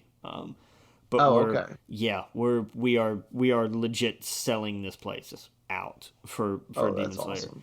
And we had this thing of like nobody when we first got the thing of like you have to put tickets on sale. We're like, okay, nobody really was aware of what it was at the moment. Sorry, weird little bit of hiccups there for no reason. Okay. So it got stuck in one of the smaller theaters for the first show, and it's weird because we have like the subbed and dubbed because that's how these things always work. Really, And, they put both in the theater? they get no, we always get both. We did it for Academia, we did it for Broly, Any big anime movie that comes out that we get as an exhibitor, we get subbed and dubbed. We get two versions. I know I'm one of the filthy people that watch dub, I but know, I so like am it. I. Yeah. But we get and up around here, people turn out for these. Like Yeah. we had, when we had My Hero, it's like it sold out so well they added more shows. And then Oh wow. when Broly came out, it sold out so well that the company added weeks, plural weeks of shows worth, because it was like, oh damn, this made hella money. Oh hell yeah, dude. And this looks like it's gonna be the same thing. Like I didn't know anything about it at all, and then it was like, hey, we're getting this thing, and I saw a trailer, and I was like, okay. And so but then I looked it up, and I was like, oh, this is gonna hit. Yeah. And they put that first auditorium on sale just kind of as like a test balloon, and it popped almost immediately. So it's like, oh, this is bad. And the biggest problem I have with this though, or the big and it's usually stuff like this because it's special event ish. It's not really like a movie release. It's more like it's kind of treated more like a Fathom event most of the time. Is most of these movies are just don't get rated like at all. It's not Right. they're not quote unquote unrated. They're just not rated. They just Gotcha. don't bother. The problem is they didn't do that with this. They gave it a rating. It's an R. Oh, okay. So we have Demon Slayer and Mortal Kombat coming out the same weekend, which means we're going to be lassoing teenagers left, right, and center. Right. Now, how does that? Do you guys really care? Yes. As long as they're not making. Oh, okay. We have we have to. Here's the thing.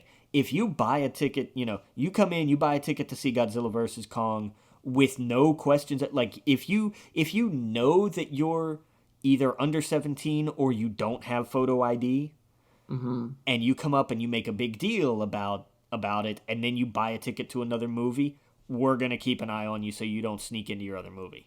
Especially now with capacity limits and reserved seating and social distancing. Hell yes, we're going to be on this like crazy.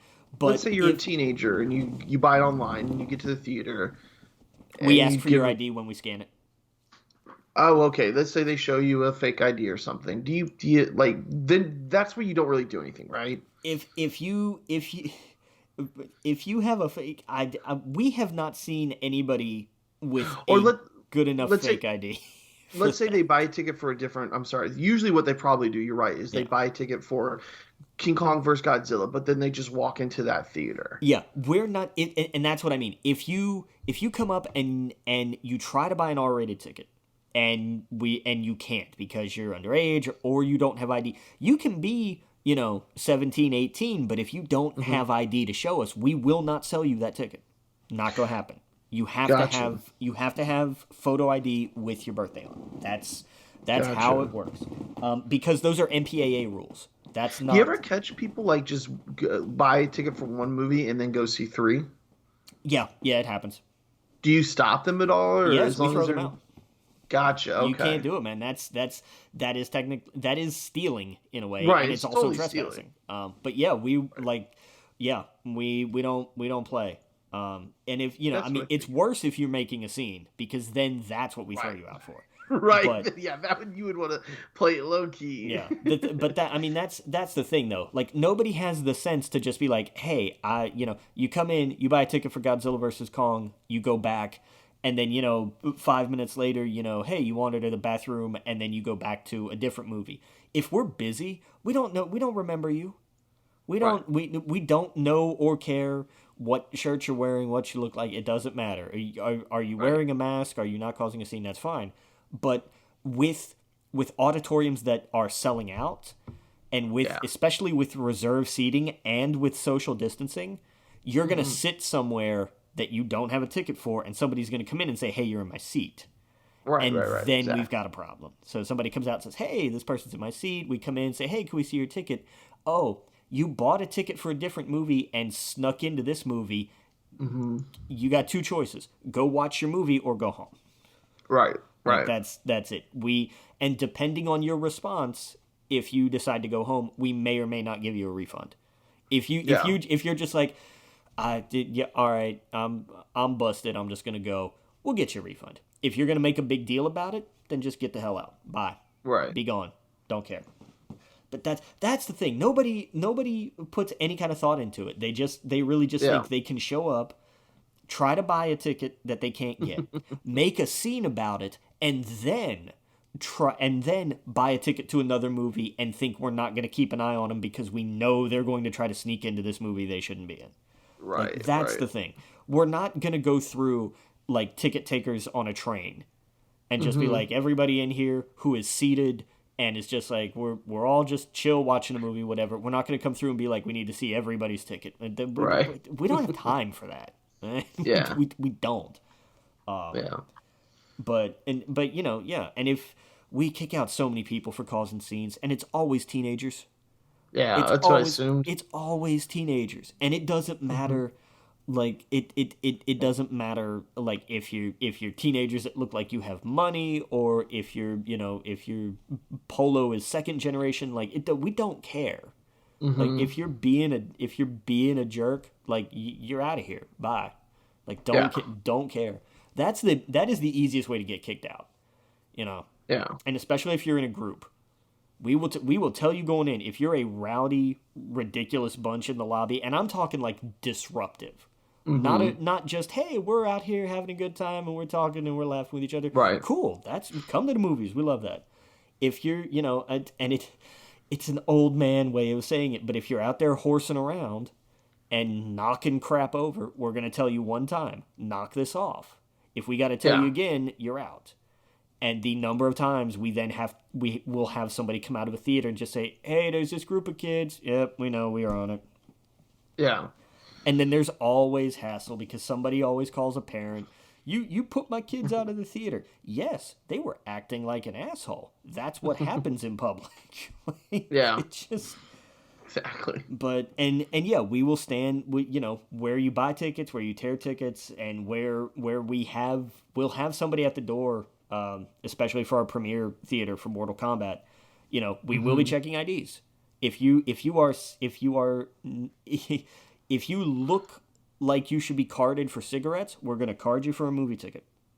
Yeah. You have to be. The rule is, in order to buy your own ticket, you have to be at least 17 and have a photo ID. In order to bring in anybody else, you have to be at least 21 with a photo ID.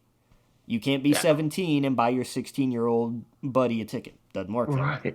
Right. And the amount of people who just they want to raise a fuss. Man, what do you mean I got to show ID? It means you got to show ID. Right. If you are 17, don't you want your license by this point? Why the hell don't you have an ID? Right. And keep it on you. I don't understand the grown people that don't have an ID. Because our theater sells alcohol. So and we card literally everybody because we have to. I don't care if you come in here and look like you're a World War II vet. I love you. God bless you. Thank you for your service. I need to see some ID. We have to. We absolutely have to because we will get busted and fired immediately if we don't. Yeah, I mean, some people don't just. And I get why. I get there's some like people, economic reasons why some people don't, especially if they gotten in trouble or if they are in debt. Some people just can't afford it. But that's one of those things. Like, if you're in your 30s and 40s, even if let's say you don't have a driver's license, you got to get some form of identification. You gotta have an ID, and it's and this is a thing that you're gonna need ID for. This isn't a thing where it's like, oh, I didn't know that. Yeah, you did. It's literally everywhere. Like it's posted all over the theater. It's online when you buy your tickets. I don't understand grown people who are like, yeah, let me get a beer. Okay, can I see your ID? What do you mean you need my ID? Don't I look old enough to you? That's not the point. I need your ID. Well, I don't have it. Well, I can't serve you. Like you just have to get over it. Like you know. But Yep. But yeah. My point here being, we're not going to go in and hunt down children in an R-rated movie. Right. Unless you give us a reason to. If we see you, if we happen to see you like standing out in the hall looking sneaky and shit, yeah, Right. we're gonna follow you. We're gonna make sure you're not doing something stupid. But Right. if you just chill and you don't cause a problem and you happen to get away with it, oh well, good for you. Like Right. we have actual responsibilities here. We are not Hmm. babysitters. That is not our job. Yeah. But you know, it's it's going to be that kind of thing. And we have had random people who are like, yeah, I'll buy a ticket for this person. Okay, but I want you to understand, you are responsible for them. If Yeah. you decide as a goodwill gesture, you want to buy, this person who doesn't have an ID a ticket to an R-rated movie, and they screw up, then Hmm. you go too. Yeah. That's if you say, well, I'm responsible for this. I'm taking responsibility for this person. Okay, if they get thrown out, you get thrown out. That's that's how that works. We Yeah. throw the whole group. We do what they should do with cops. We don't just get rid of the occasional bad apples. Oh All, boy, Jesus. all of you are associated. Get out. Gone. Yeah. Like you Yeah. didn't stop them from being stupid. So bye. Yeah. No, that makes sense. But Yeah. but no, we don't have a dedicated, like, I'm gonna go into an auditorium and check and make sure everybody. No, I ain't got time for that. I Gotcha. just don't. Yeah, I think how old was I? I think the last movie I ever snuck into, obviously I was a kid, was I think South Park, bigger, longer, uncut. Yeah, that It makes was sense. yeah, it was that or Scary Movie, one of those films. Yeah.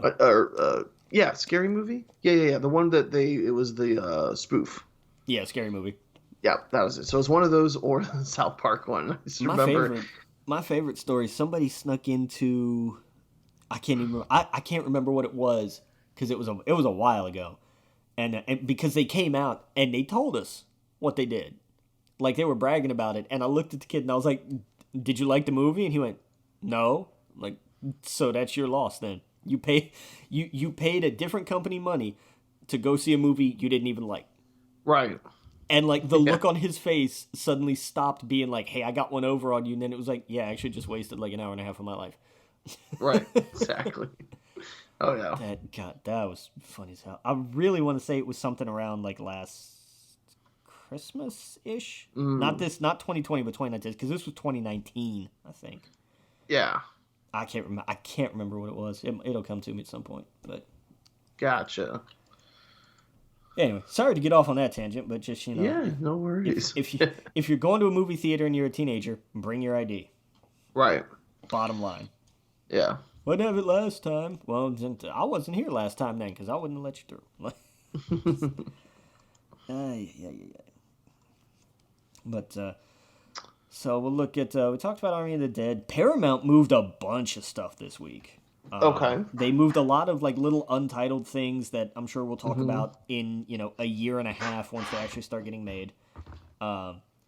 They moved Top Gun Maverick to November. They moved it to November Okay. 19th, so closer to a Thanksgiving release. They moved Mission Impossible 7 from that date, because that was its original date, I think, or at least its most recent one. They moved it to May 27th of next year, Okay. which yeah, fine, cool, don't hate that. Yeah. They moved the Dungeons and Dragons movie that they're working on to March 3rd, 2023. Okay. Which was, I was like, oh, okay, I didn't know that was supposed to come out in 2022. Fair enough. Mm-hmm. And they dated a film that we only know is a thing. We know literally nothing about it. June 9th, 2023, is they're going to have a new Star Trek film. Yeah, we don't know if it's the J.J. Abrams verse, which I doubt it. No, I think those are done. I think We don't know if this is Discovery or if it's just something brand new. Yeah. Yeah, we know literally nothing about that except they're doing it. They want to release a Star Trek. They I want think to it's a next gen movie. probably. I think they got Patrick Stewart back for Picard. They've got some of the actors back. I think, man, if that would put some butts in seats, I think if they like closed off Next Generation. But it could totally be Discovery. Like Discovery has its audience. Well, I mean, here's the thing, though. Say what you will about Star Trek Nemesis, and you could say a lot. It did close off Next Generation, though. It was That's true. It was You're a right. finale. It was a finale. What I'm saying is that I could totally see them doing a. Oh, I could too. Like there's Yeah, and there's definitely money to be made there for sure. absolutely. Oh yeah. Um, I would. Oh, I saw the Jeopardy. Maybe you can clue me in. Obviously, everyone wants LeVar Burton to get it. Is there any official word on that? Like, I saw No. Aaron Rodgers was doing it. Yeah, they're doing rotating guest hosts for a while. Okay. And so far as I know, that's the only official plan. Are they aware that LeVar Burton is shooting for this? Oh, they can't not be. But Okay. I'm pretty sure like they have a plan. They had a plan in place already, just in terms of like short term, because the celebrity guest host thing is just kind of covering for a little while. And plus, Yeah. it's something different, and it's bringing money to charity, and it's also Right. showing why Dr. Oz is stupid, and that Aaron Rodgers is actually a decent TV host. Like it's Oh yeah, he's a good dude. I like Rodgers. I love the. Did you see the post about the sticky notes that he has all over his podium? I did. I saw that. Yeah, I was I like, saw his Instagram. yeah, it's like it's some of those things you look at and you're just like, why did you write that down? And it's like, oh, but I get it. Yeah, When you actually don't think pick your about it, butt. you're like, yeah, I understand. Yeah, yeah, But yeah. yeah, no, I think LeVar Burton is a phenomenal choice for that. Oh yeah, No so many question. people grew up with him. He's always been about education. Yep. He is such a fun personality. Uh, that's the crazy thing. Like his character in Next Generation doesn't do much, but I fucking love his character because it's LeVar Burton. Does that make sense? Yeah. Yeah, Yeah, like Geordi, in terms of the engineers, have always been about personality. You know, Yeah. Geordi had his way of coming at it. Mhm. You know, I mean, I can't remember who the original guy that played Scotty was, and that's terrible. But he, you know, I mean, he solidified, like, the engineers are going to be the quirky ones. Like Yeah. they're going to be the interesting ones for sure. yeah. And then of course, you know what James Doan. Doohan. Duhan. Yeah, Sorry. James Doohan. And then what Peg did with it in Simon Pegg, yeah. in the movies, like I mean, there's, you know, they're characters, they're fantastic. Oh yeah, it's great. Yeah, man, I hope he gets it. That would that would really get me tuning in. Yeah, But yeah, yeah, I don't know. I think I hope the next the next Star Trek film would be Next Generation. That would be cool. Or I guess would it be a reboot, but like the Next Generation version of a reboot? Does that make sense?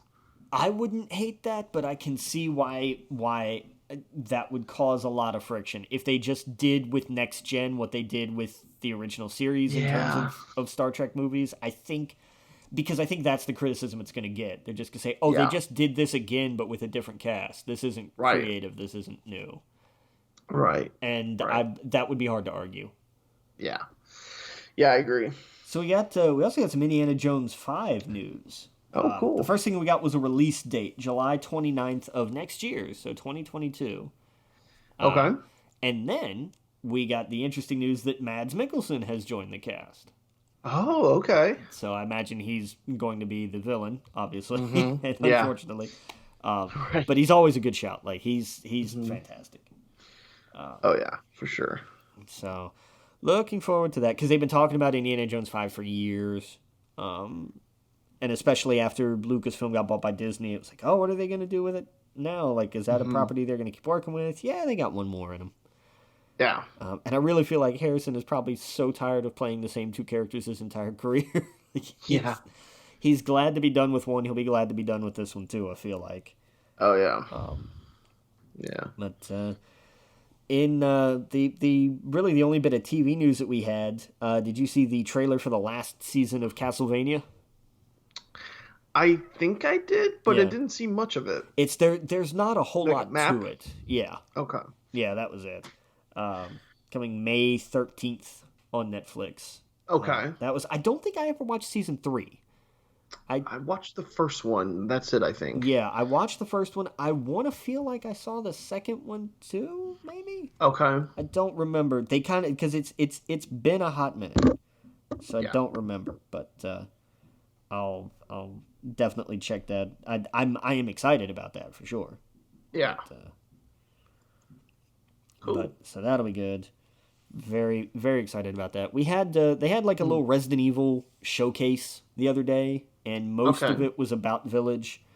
There's a new demo that's up now for anybody who wants to play it. And I Yeah. guess it's like an actual demo and not the kind of tech thing that Maiden was. But I downloaded it. I haven't Yeah. played it yet. But the one thing that really jumped out to me, sorry about the joke there, was they are doing a new version of Resident Evil 4 in the form of an Oculus port. Yeah. They are doing a VR version of Resident Evil 4. Okay. Ooh. Like I don't How's quite. that gonna work? I mean, it's all going to be first person. So, Huh. but Yeah, I guess you could do that. yeah, You'd have to rebuild it from the ground up, though, right? something like that. You would have to To do move around. You'd have to do a decent bit of work on it because it's not just a camera thing. Like it's going to play differently in first person too. But Well, Resident Evil 4 is third person, right? It's like behind the shoulder. yeah, it's old school Resident Evil. Yeah. Huh. Yeah, I wonder how that would work. I mean, I'm with you. I'm guessing they rebuilt it, but Yeah. I don't know. Interesting. I never played Resident Evil 4. It was good. Yeah. I've got a buddy who curses Resident Evil 4 because it gave us Resident Evil. It led to Resident Evil 5 and 6 and how awful they were, and I can't argue with that. Well, I hear it doesn't hold up. I hear the controls and everything are just terrible for well, it. If I you mean- try to go back to it now. I mean, you go back to any of the old Resident Evils and the controls are terrible. And they Right, don't hold right. up. They're all Right. like that. Yeah. Very true. You know. Very true. It'd be like that sometimes. Yep. Yeah. That was pretty much it for the news. Yeah, there wasn't that much. Yeah, I think the only thing left to talk about is Falcon and Winter Soldier. Okay. What did you think? Oh, this was by far my favorite episode of the whole season. That's fair. That's very fair. Yeah. Yeah. It was Elijah, right? Yes. His scene with Sam, it's so powerful and just heartbreaking. Yeah. And I like that they spent as much time with it as they did. The mirror between his story and Steve Rogers of him breaking out and going and rescuing his brothers, and just how different Steve was treated than how he was treated. And I mean, we opened up this week with some real world shit, right? Like the black men are disproportionately being murdered by cops in an alarming number. And we open up this week with a young man being murdered. A couple, right? Like I feel like every day now it's a new story. I've completely lost track of Well, I mean, what city, and it just seems like every day we turn on the news, right? And a cop is killing an unarmed black man. It seems like that's the headline. I mean, the news coverage this week was we interrupt the trial of the cop who murdered George Floyd to bring you news of protests because of another cop murdering a black man, which we now interrupt you to show you the police footage of Chicago police killing a 13-year-old black child. Like it's insanity. It's absolute insanity. Yeah, I mean, he talks about, he tells Sam, like, why that flag, he doesn't want to see those colors. And, like, it makes sense. I heard, the Fat Man on Batman, who's the director, or the writer, that's on the podcast with Kevin. Oh, is it Mark? Mark, yes. He was telling a story about his grandfather. His grandfather was, I think he was 80 when he was a kid. So, like, his grandfather was from, like, 1900, essentially. Yeah. And his grandfather was alive and had relatives that were actual slaves. And I guess at some point in time, Mark was thinking about joining the military, and he was like, "The government has taken enough from us. Don't give them any more." And that story, like when he was telling it, like I never thought of it like that. Yeah. But that's so true. I have to imagine a lot of people in the military, especially of color, that has to cross their mind, like of what this country has taken from them, and has given. We see it every day what it's giving them, right? Yeah. And it's that's something Sam like that scene was just so powerful. I'm having trouble putting into words, but like I haven't seen anything like that in the Marvel universe, right? It's usually just way more positive shit, and I am glad that the show just isn't talking around it. It's there, it's out there. It is the conversation. Yeah.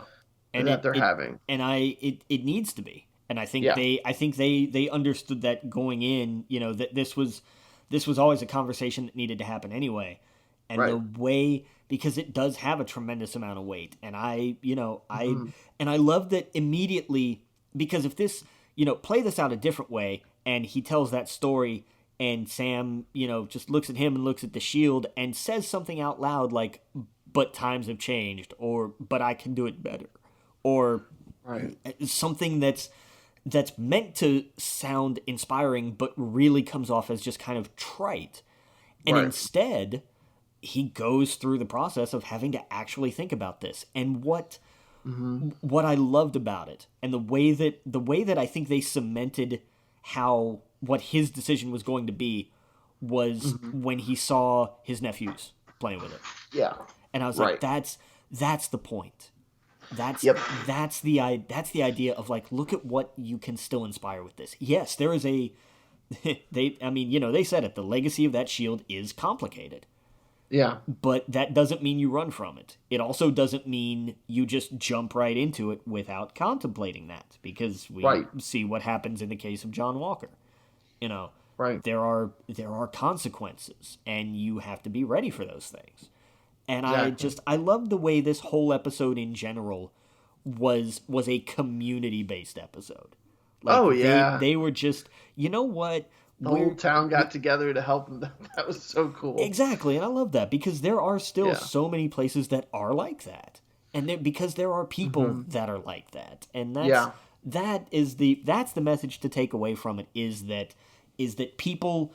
It's not just that people are still good, but it's that there's still a reason to inspire people, because people can still do good, and communities can come together, and it's not all gloom and doom in the end of the world.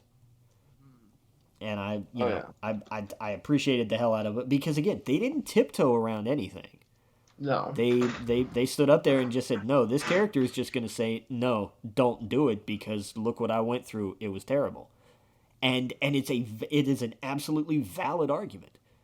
Yeah. And like I said, I love that there was nothing that they had Sam say of like, well, that was back then or whatever, because it's not. Right. And it's how do you juggle that? How do you decide to justify that? So I'm going to be real interested to see how this finale goes. Oh, yeah, and what it's going to be like going forward. Because there's, he hit the nail on the head. There's always going to be people who won't let a black man be Captain America. Right. I mean, I remember when it was announced in the comics and people lost their damn minds. Right, exactly. And now Disney is just going to do this going forward. God, next...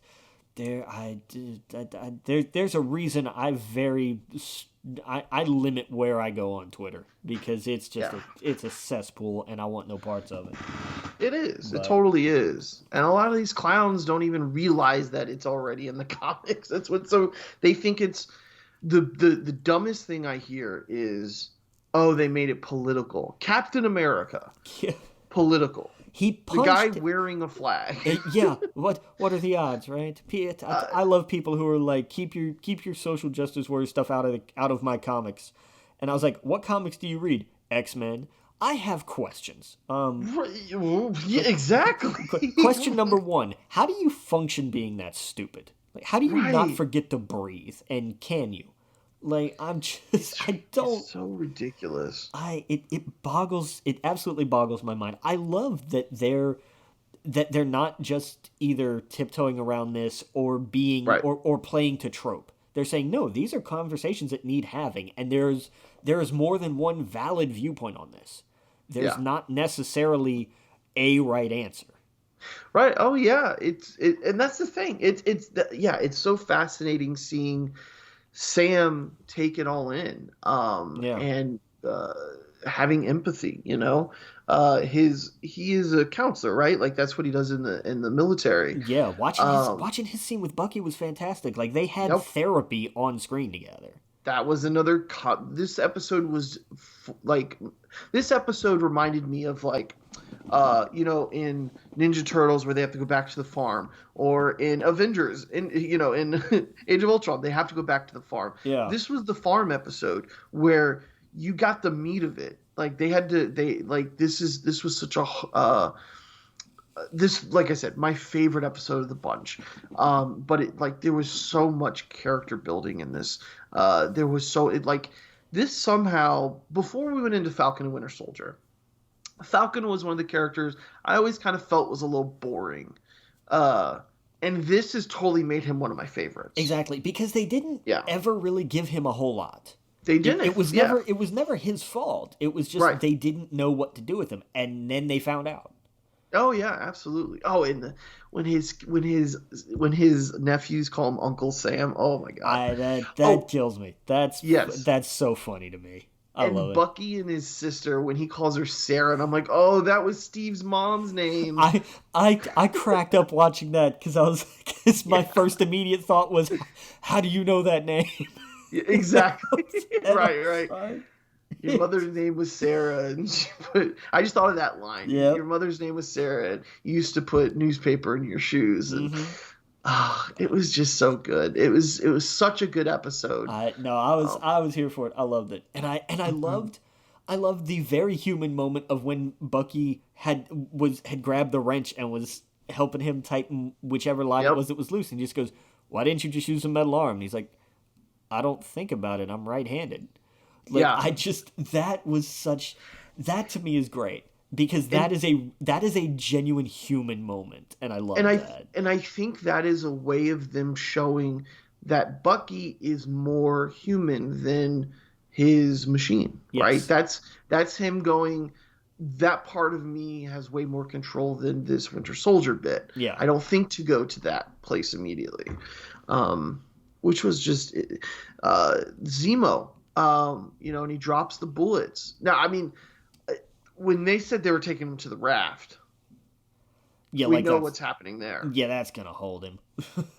I think we're getting a Thunderbolt show, dude. Oh, sure. We have to be. And Val showed up. What was her name in the comics? Madam Hydra, right? No, she wasn't. I don't think. No, she wasn't Madam Hydra. She ran Leviathan. Yeah, but she's Madam Hydra. She went undercover with Hydra.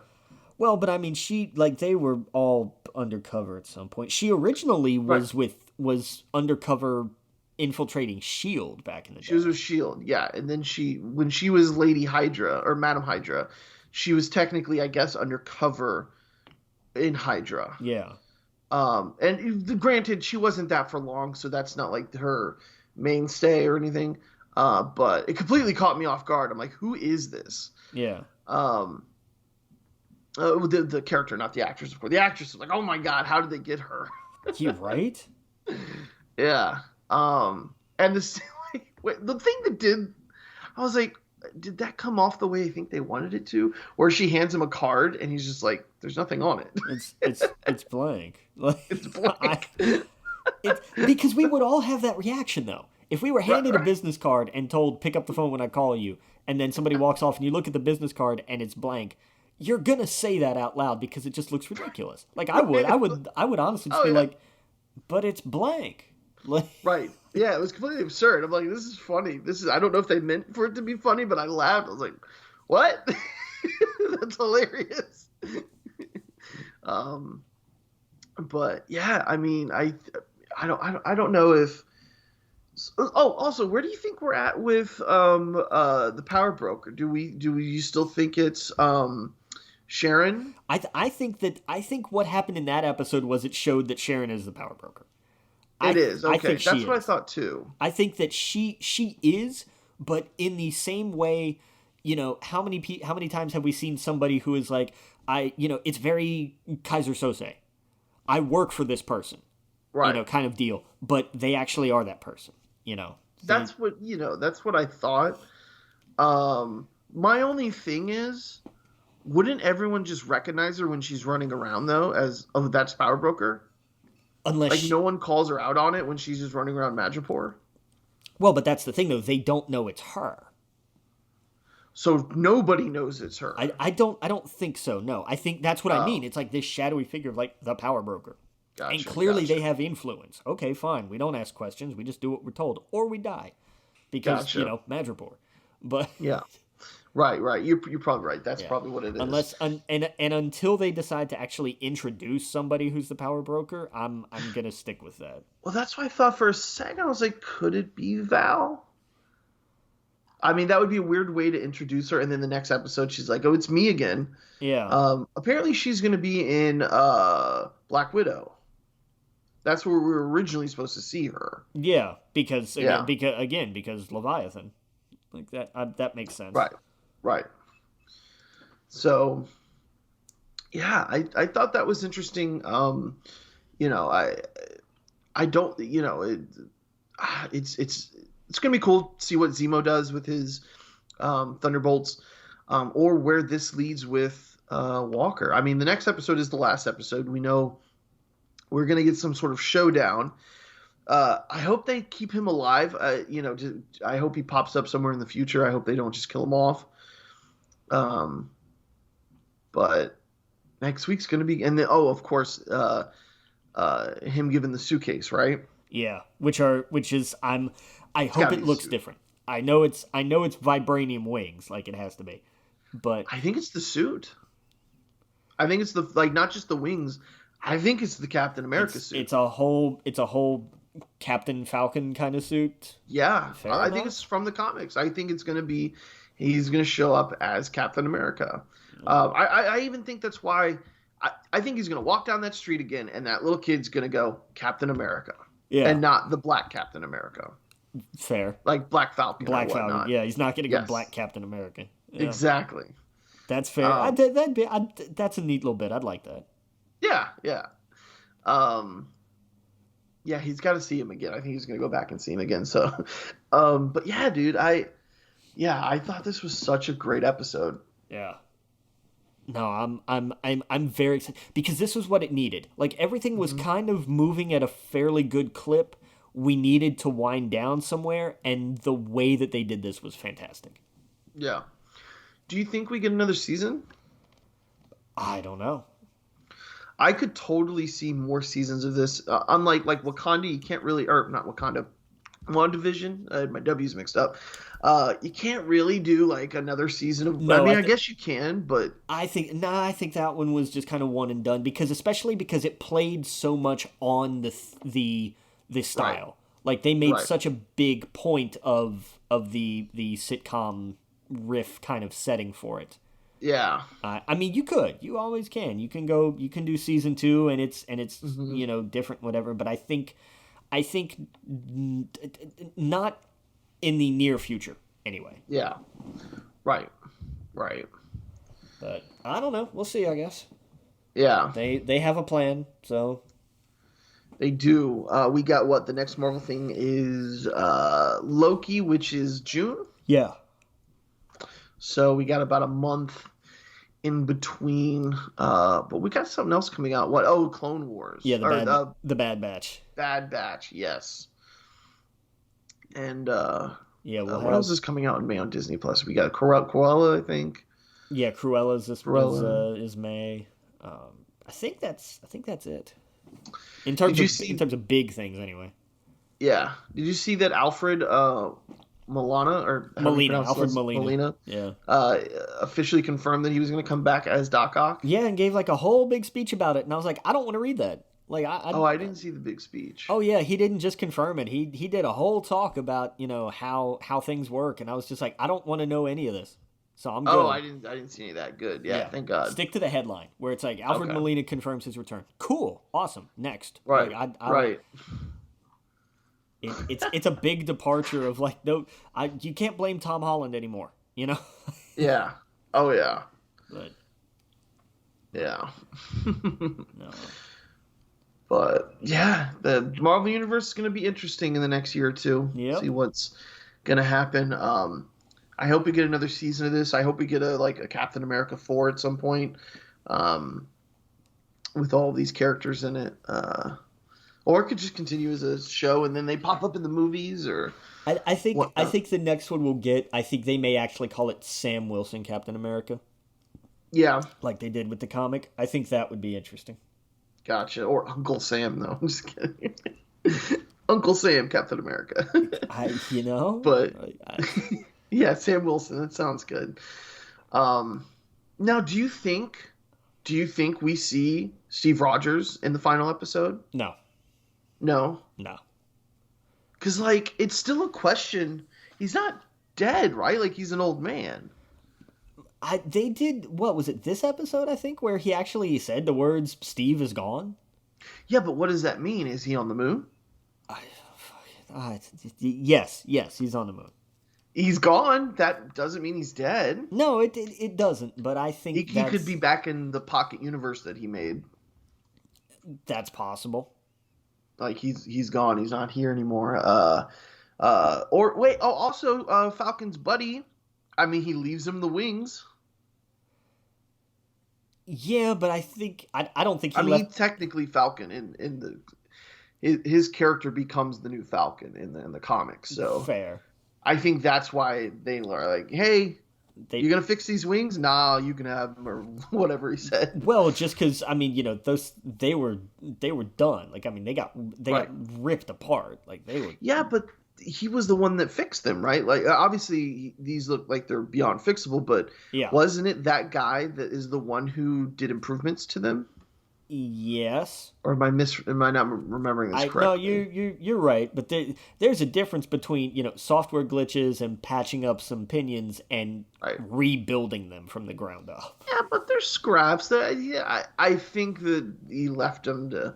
I don't know. Maybe it just felt like that Iron Man moment where he was like, War Machine was just like next time or whatnot, and then obviously the actor never came back. But fair, unfortunately, but yeah, fair. Right, unfortunately, but yeah, that's the feeling I got when he left those. Yeah, I could see that. I could definitely see that. Yeah. But yeah, man, I think that's it. I think that'll wrap us up for this week. Yeah. So we have the finale of Falcon Winter Soldier next week. We'll talk more about Invincible.